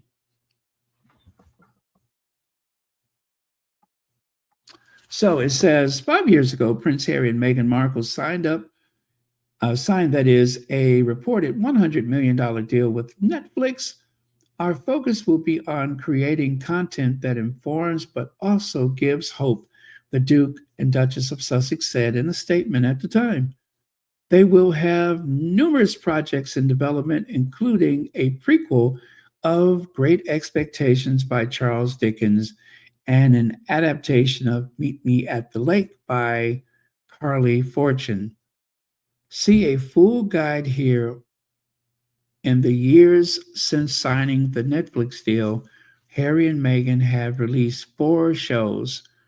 The documentary we did on them is still one of our most watched documentaries of all time on Netflix, particularly in the UK, where people just devour everything about them.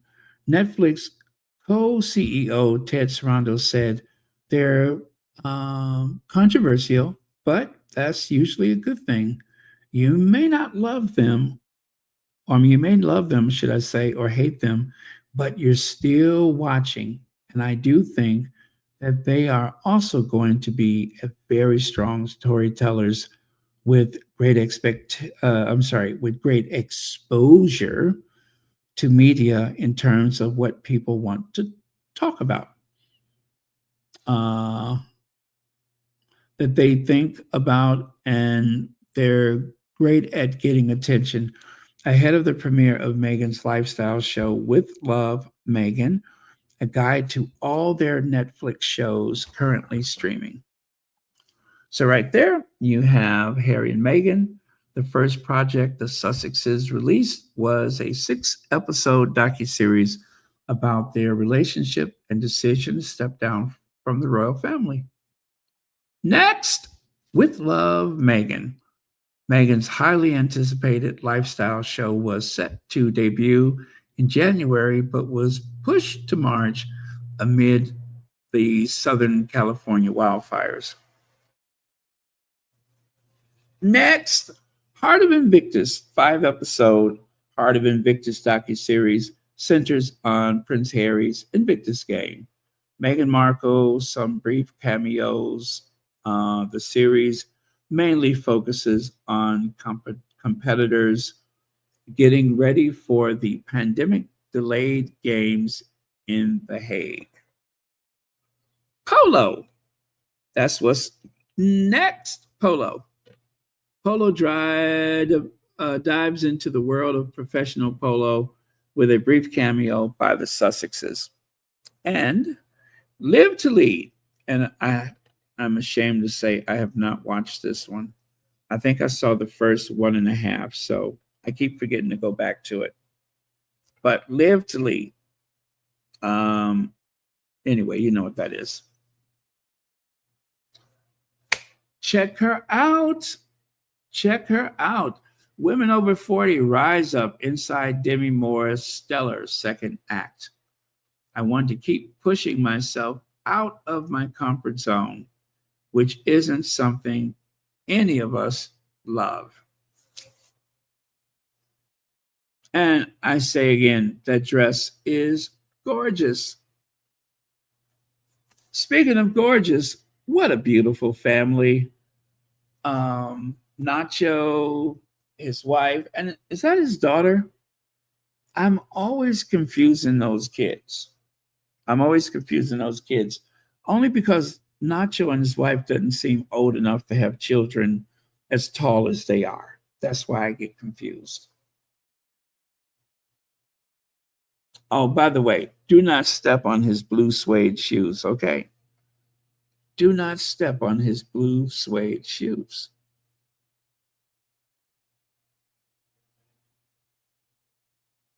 And guess what? I am done. So, I'll look at some of your comments before we go. Thank you very much, as always, moderators.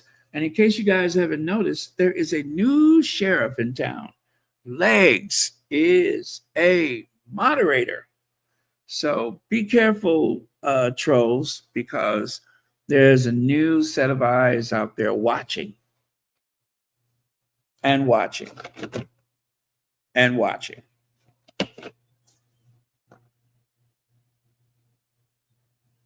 Oliver girl, what happened? Oh, we can't stay on for 3 hours tonight. We cannot stay on for 3 hours tonight. Plus, the topics were a little heavier tonight, as we have all been very frustrated by this vicious attack upon the Sussexes. But we are going to keep pushing back. So please, you guys, promise me, those of you that are on social media, those of you that regularly, push back against this type of stuff, don't get tired. Don't let these people defeat you. Do not be demoralized or you know what I'm saying. Keep the fight going, because Meghan is launching this show, and they do not want the show to do well. You kind of think they do because, well, not you as the individual, but it kind of seems like they want her show to be a success because of all the attention that is being drawn to it. But I think it's quite the opposite. They want to make the money, right? They want the clickbait. But what they do not want is for Meghan's show to be successful. I don't think they want that. But I am going to support and support and support. That's a good idea. Whatever works for your mental health, that is what you should do. So I'm definitely not, and I do not want to encourage anyone to go to social media and have a big back and forth going.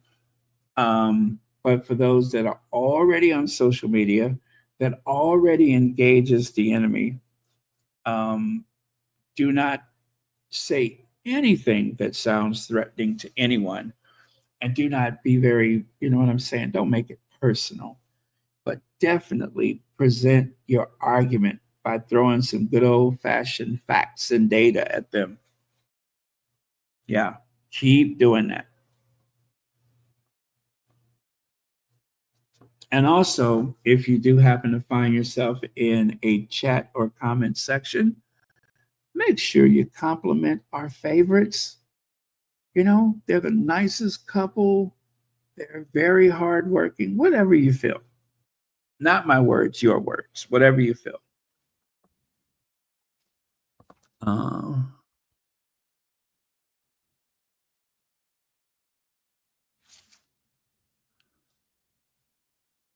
What?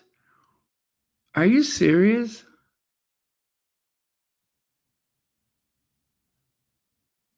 Oh, that is sick. That is sick. That is strange. I'm going to have to look that up. Thank you so much.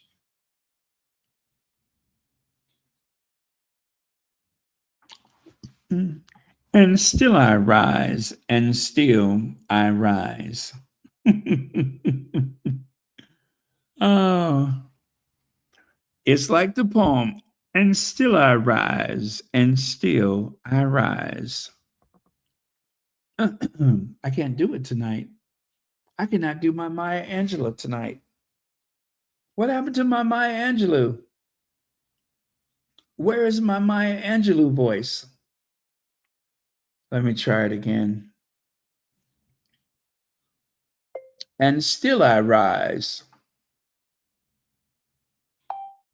Okay. Yeah, I'm not able to do it.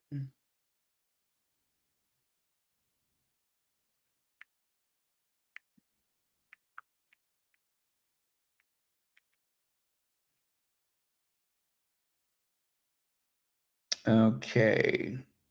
Where is it?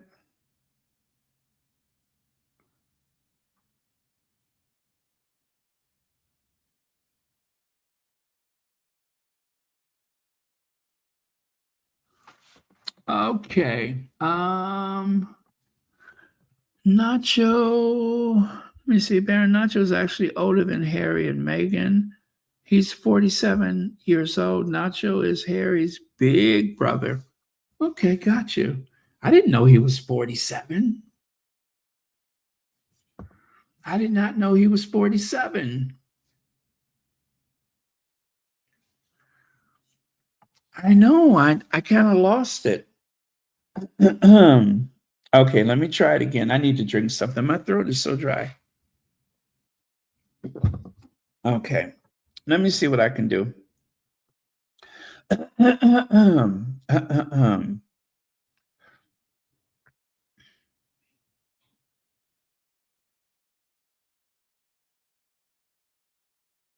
Oh, well, hell, I can't even see that. Okay.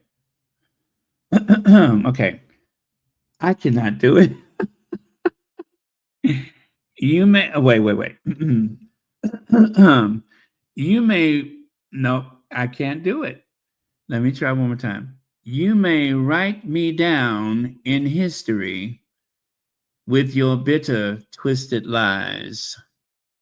You may trot me in the dirt, but still I rise. Like dust, I rise. Does my sassiness upset you? Why you beset me with gloom? 'Cause I walk like I got oil wells pumping in my living room.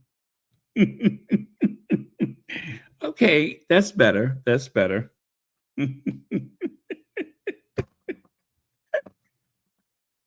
That's better. Okay, let me. Did you want to see me broken? Bow my head and lower my eyes. Shoulders falling down like teardrops, weakened by my soulful cries. Oh, I'm getting better. I'm getting better. All right, I still got it. I still got it. I was doubting myself, but I still got it. Let me see here. I'm gonna have to practice that one, I think.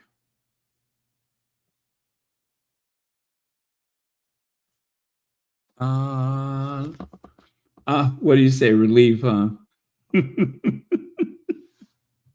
Like I got oil wells in my living room. Like I got oil wells in my living room. Now that takes some imagination.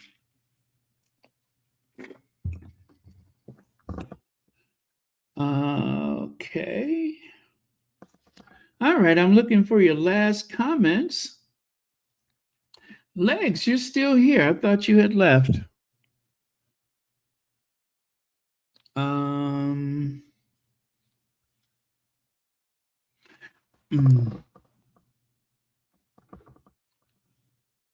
Okay.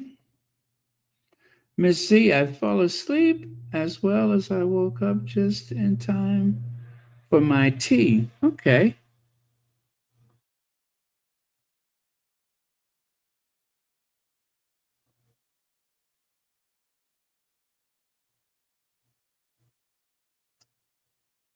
Oh, was it really? I don't really hear it the way you all hear it. At least I don't think so. Does my sexiness upset you? Does it come as a surprise that I dance like I've got diamonds at the meeting of my thighs?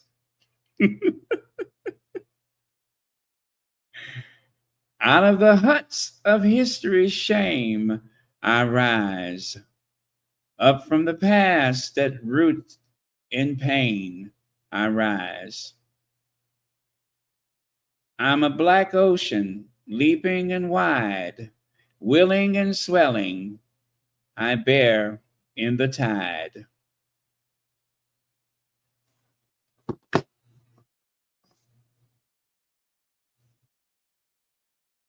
Nikki Giovanni. Thank you, Creative Life. Oh, and let me say hello to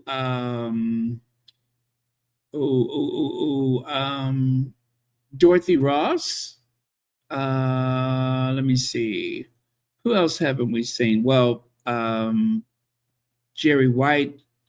Jerry White doesn't usually do the live chats. And oh, you know who I was thinking about today? I was thinking about she was a moderator and now her name escapes me. She was a moderator. She hasn't been here for quite some time. You know, the one who used to do the whole list of the donations. And she used to do the list for Tina and Michelle as well. She hasn't been here for a while. Sherry Ware, thank you. Yes, Sherry Ware. I thought about Sherry Ware.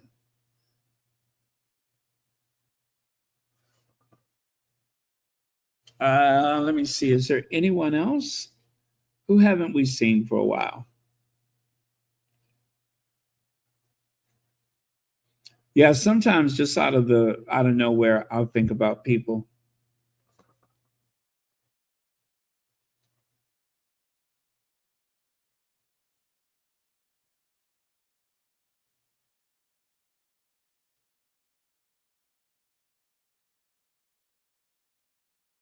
I have to Oscar win. Oh, thank you so much. Thank you, Oliver girl. I appreciate that.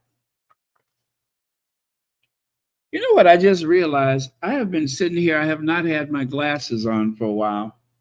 I've been kind of leaning and squinting into the computer, but I just put my glasses back on. I don't usually do that, but something told me tonight was a no eyewear night. Now I can see much better. Mo Shannon. Actually, I just spoke to Mo Shannon not too long ago. I spoke to her. Like today, I spoke to her. But yeah, she's doing okay. She's doing very well, you guys. Mm.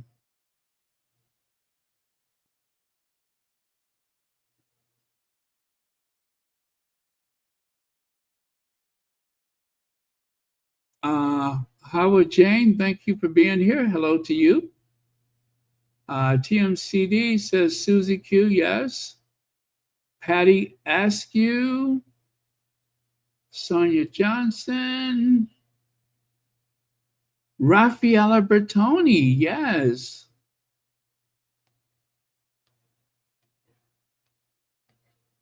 Well, if no one has anything else to add, I am going to say good night. Thank you so much.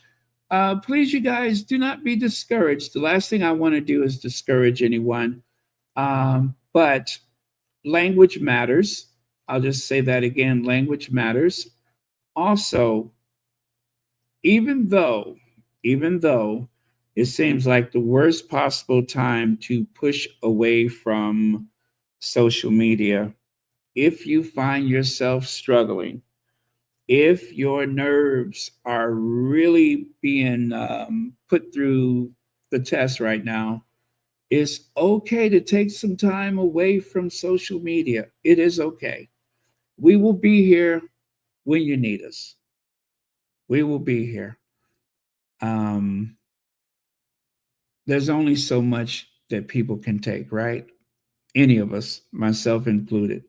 So if you feel as though you need to take a step away from social media, it's okay, because your health and well-being comes first.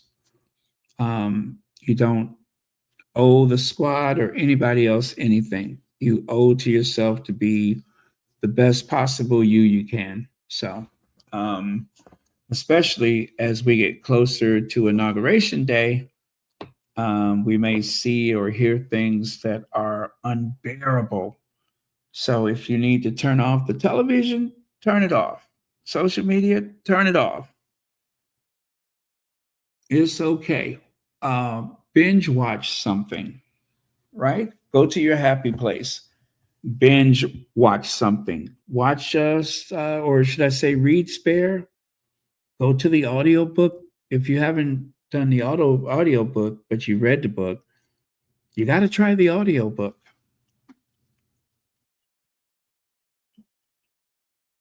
Also, if you're like period piece things, um, Brideshead Revisited. Brideshead Revisited. I did not read the book by Evelyn Waugh. However, one of the things that lets me know that it was a good idea to watch not the, movie, but the actual miniseries, Brideshead Revisited. Great, great, great, great miniseries. One of the best they ever made.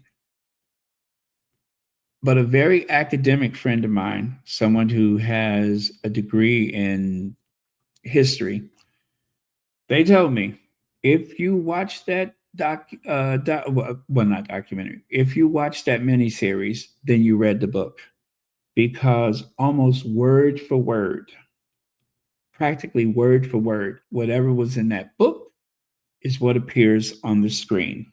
So that is one book that you can read and not actually read it just by watching the series. Brideshead Revisited. So good. So good. I loved it.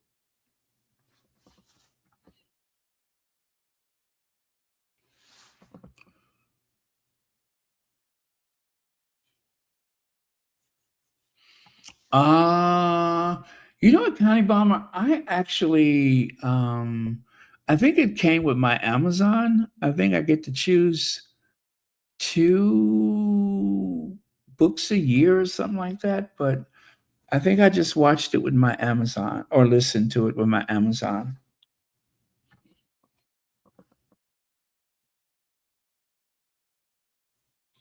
Oh, you're currently reading Spare? See, I didn't actually read it. I just did the audio book, but I'm pretty sure that if you go and read it, then you'll find something, or you can, I don't know, I guess the way you internalize it is different from the written word compared to the audio.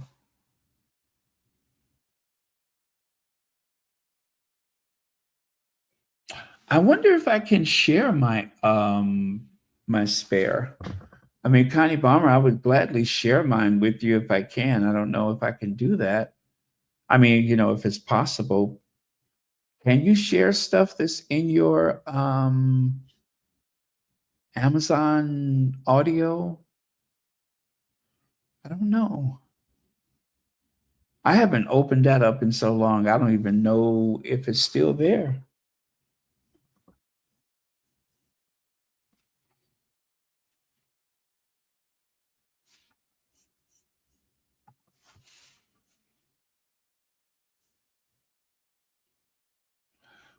Absolutely. They lead by example, definitely. That they do.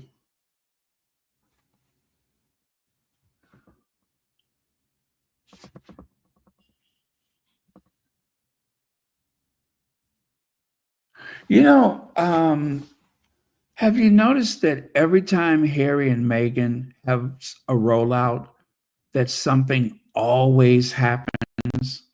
Like the Queen died, or Philip died, or, there's a global pandemic when they move to America or move to Canada. But something just always happens. And there's always the pressure to delay whatever they're working on. That has happened to them a lot. And what's encouraging is that in spite of that, of these, setbacks where they have to change the release date or schedule or announcement or whatever, they always land on their feet. So no matter what has changed, whatever seemed like it has caused doom actually has kind of bought them more time. Like, for instance, the global pandemic. If it wasn't for the pandemic, Would they have found a $30 million house for half the price? Probably not. Probably not. But they did. So I think that sometimes those delays have enhanced or improved the outcome. What do you all think?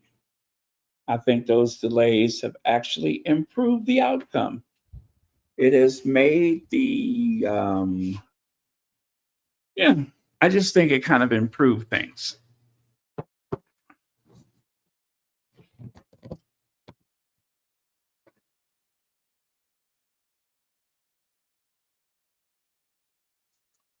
Baron, I can't imagine how Mama Doria feels at times when things are said about her daughter. So let us remember her in our prayers. Absolutely. Absolutely. I think about Doria all the time because when they go after Meghan, I think to myself, that is somebody's mother. That is someone's daughter, someone's wife, someone's cousin, sister, whatever she is to someone, whatever she is to someone. And to treat her worse than a serial person, if you know what I mean, it seems so heartless, so deliberately disingenuous. And yet they do it. And you have to keep asking the question, but what has she done to deserve this?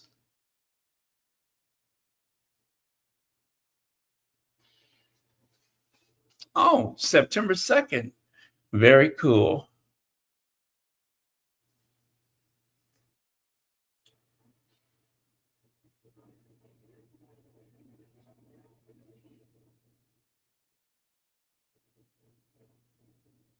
Very, very cool.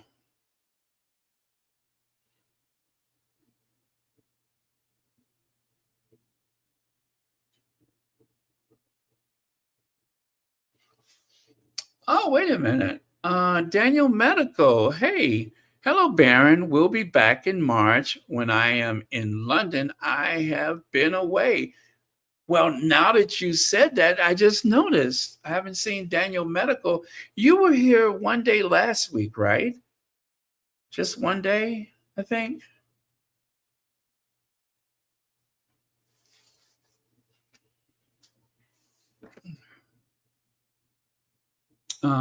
Truth and knowing of how Meghan. Oh, let me do that.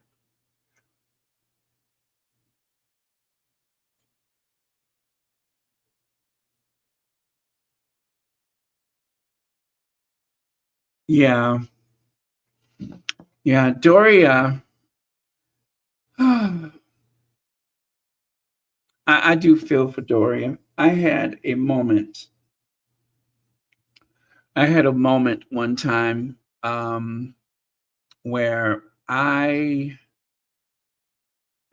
felt something for Doria because of of the paparazzi. Doria was trying to, I think, just leave her driveway or something, and the paparazzi had came up to her car, and she politely rolled the window down, and I heard her voice for the first time, and I just about lost it. I just about lost it because when I look at Doria, I see my own mother. And Doria looks so small. And so, I mean, small, first of all, because she is a small person. And then she's in this big SUV, right? And there's these not tabloid, but just paparazzi asking her questions. And I felt she was just so vulnerable to everything at that point. And I just about lost it. I did. I mean, that destroyed me. That destroyed me. I couldn't talk. I did not like the way it looked. I didn't like the way it made me feel. I didn't like the way it made her feel. But it made me feel helpless for her.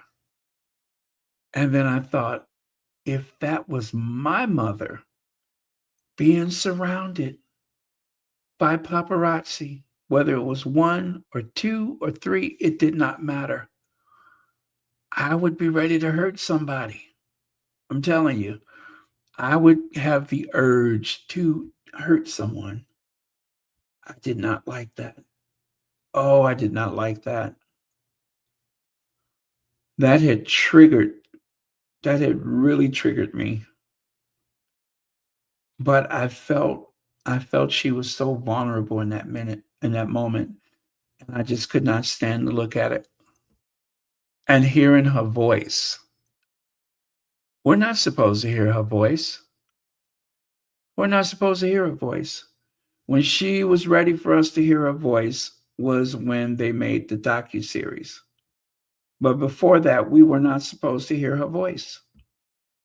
But because there they were with their intrusive cameras, I was so angry and just shaken by that.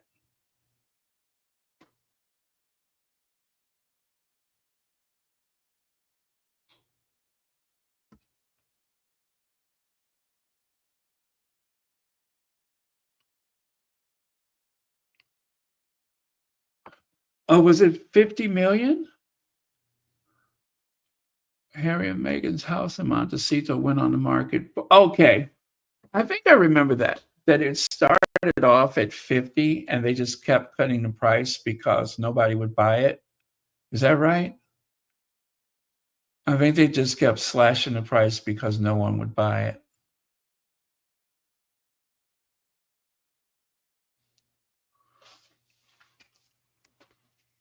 Yeah. I thought it was more like 40, but 50 sounds right. Yes, Baron, you just worry how vulnerable she was from the get-go. I am sure deep chats with Harry has armed her against such things as much as one can at this point. I didn't like it. I did not like it. God, I felt awful. I felt awful. And she was polite. She was polite, and I don't know. A feeling came over me. A very protective feeling came over me. And all I can say is they better be glad that was Meghan's mama and not mine, because I can't be sure how that would have turned out.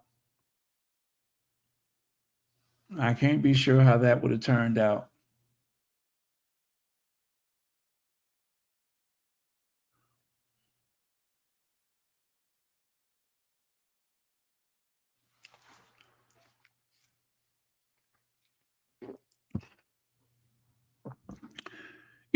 One of the what do you call those people? A royal rota. The excuse that they gave for being evil, their excuse was, but I'm paid for my opinion. That's why people pay me for my opinion. And so I took that to mean that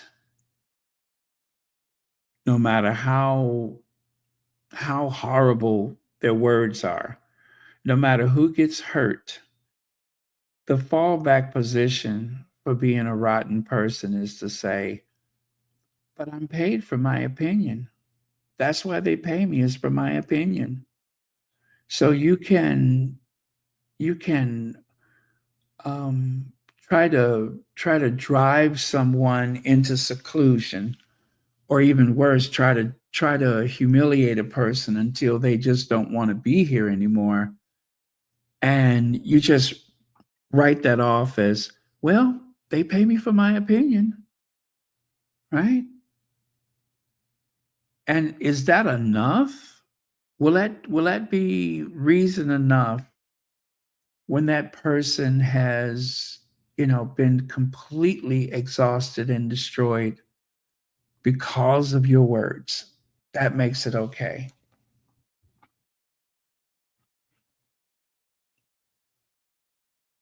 And I'll go back to what I said about every American I know feels the same way.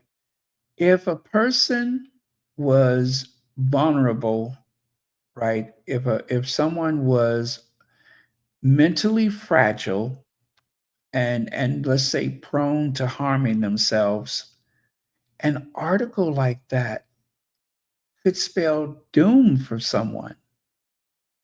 And I'm saying if it was someone who was just, an average, not famous, not well known person, and then because of whatever incident, suddenly you become this figure on the world stage, would you be strong enough as an individual to withstand the idea that the world hates you?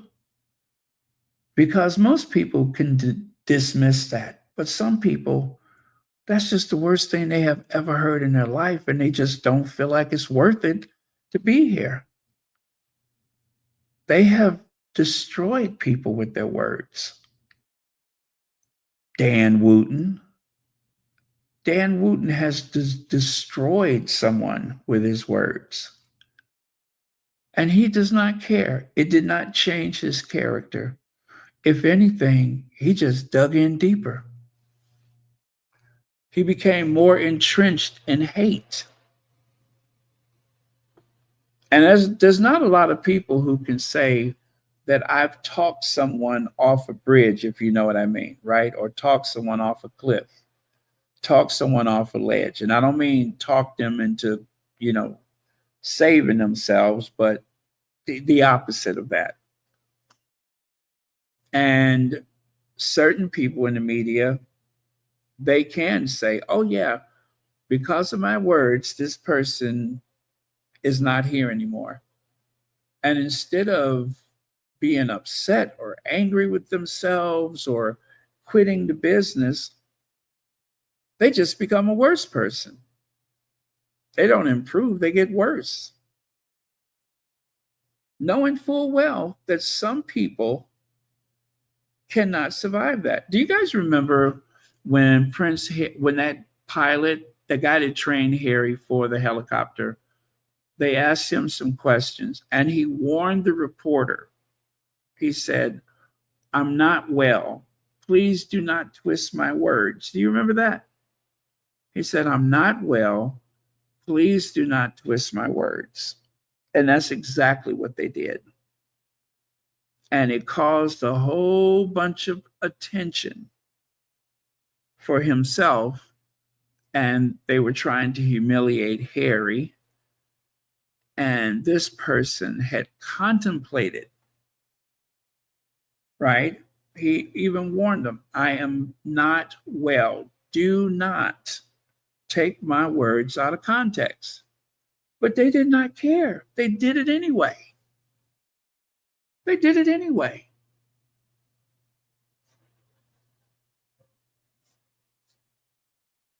Ooh, okay.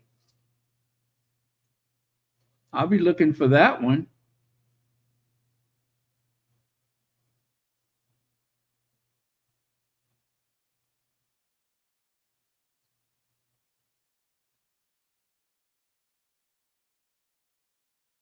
Yeah, I remember that. They did it anyway. It was why Harry and Meghan told people not to talk to the tabloids.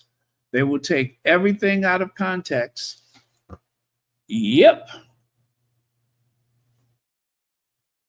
That poor guy had been in all kind of therapy and he was not well. And he made them promise, pinky promise, that they weren't going to do that. And that was like all forgotten about.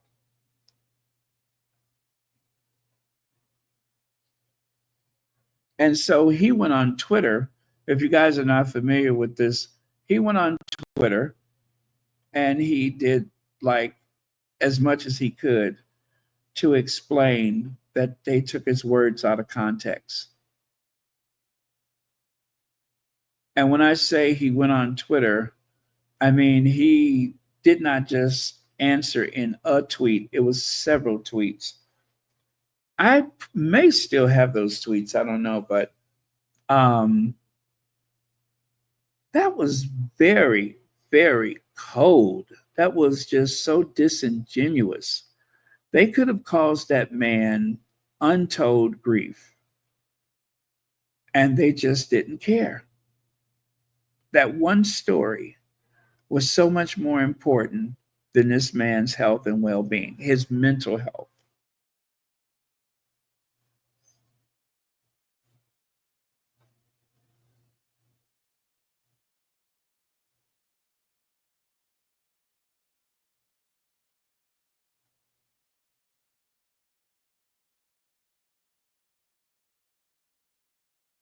Yeah, you know what? That look that he has on his face where he's grinning, that menacing grin, I wonder if there's something to that. I wonder if there's something to that very strange, constant, menacing grin of Dan Wooten. What is behind his eyes?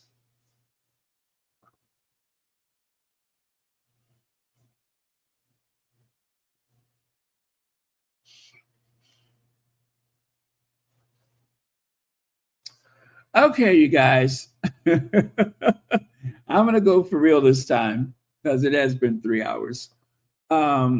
Listen, tough day, but we got through it, and we will enjoy Meghan's docuseries very soon.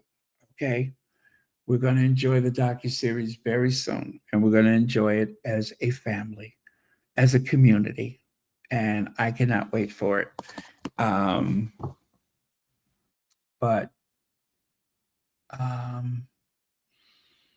Yeah, I'm just hoping that we're all in a good place right now. That is my mission, is that we're all in a good place. So if not, we can talk about this again tomorrow if you want. I mean, that's what we're here for, is to work these things out. So if you want to talk about it again tomorrow, or at some point, if we need to, take some calls or something like that, we can do a members only just to discuss some things. I'd like to do that.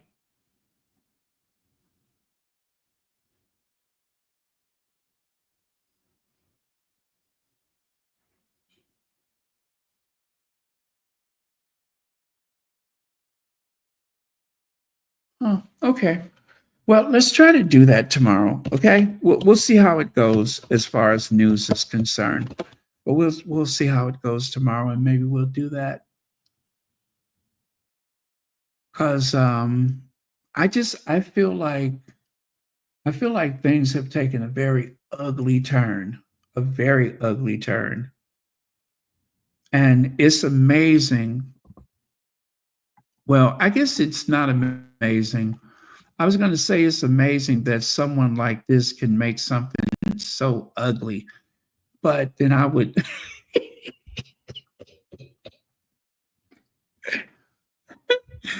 But maybe it's easier than I think, right? It's easier than I know.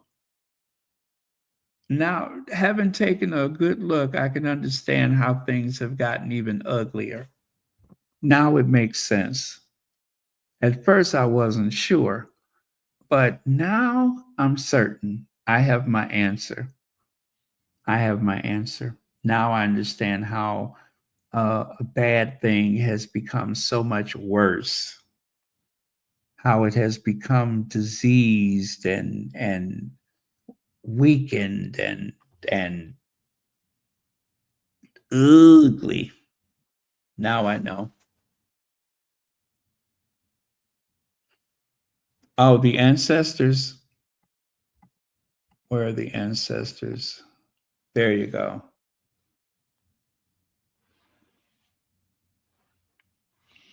That's the ancestors. The ancestors will take care of this.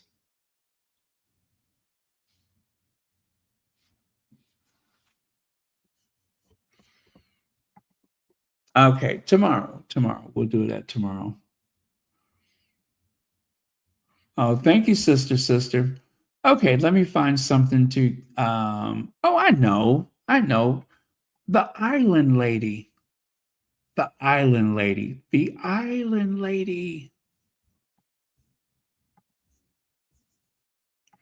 And I love Prince Harry, and he should be king, not William, not Charles. Harry should be king.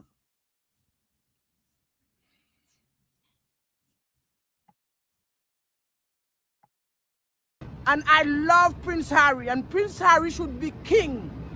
He should be king, Prince Harry, not William. William and all of them in there, Camilla is the wicked witch of the devil himself, because she is part of why Princess Diana is not here. I do not like them. I am from the islands, and we don't need them in the Caribbean. Get lost. Demolish the monarchy. This is 2023, okay? And I will support Harry 100%. I do feel for him. Yes, I do. And everything in the book is the truth. And Charles is the monster, not Harry. Harry is no monster, not Meghan.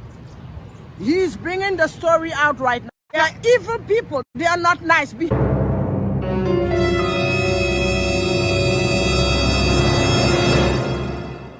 Behind the wall, we all are one human being, and behind that wall there are no difference with me and you and any other Brits. Give the people back the money. They are just welfare recipients living off the taxpayers of the British people. And the British people are stupid supporting that nonsense monarchy. It is nothing. It's just a title. It means nothing, a title. I'm angry at them.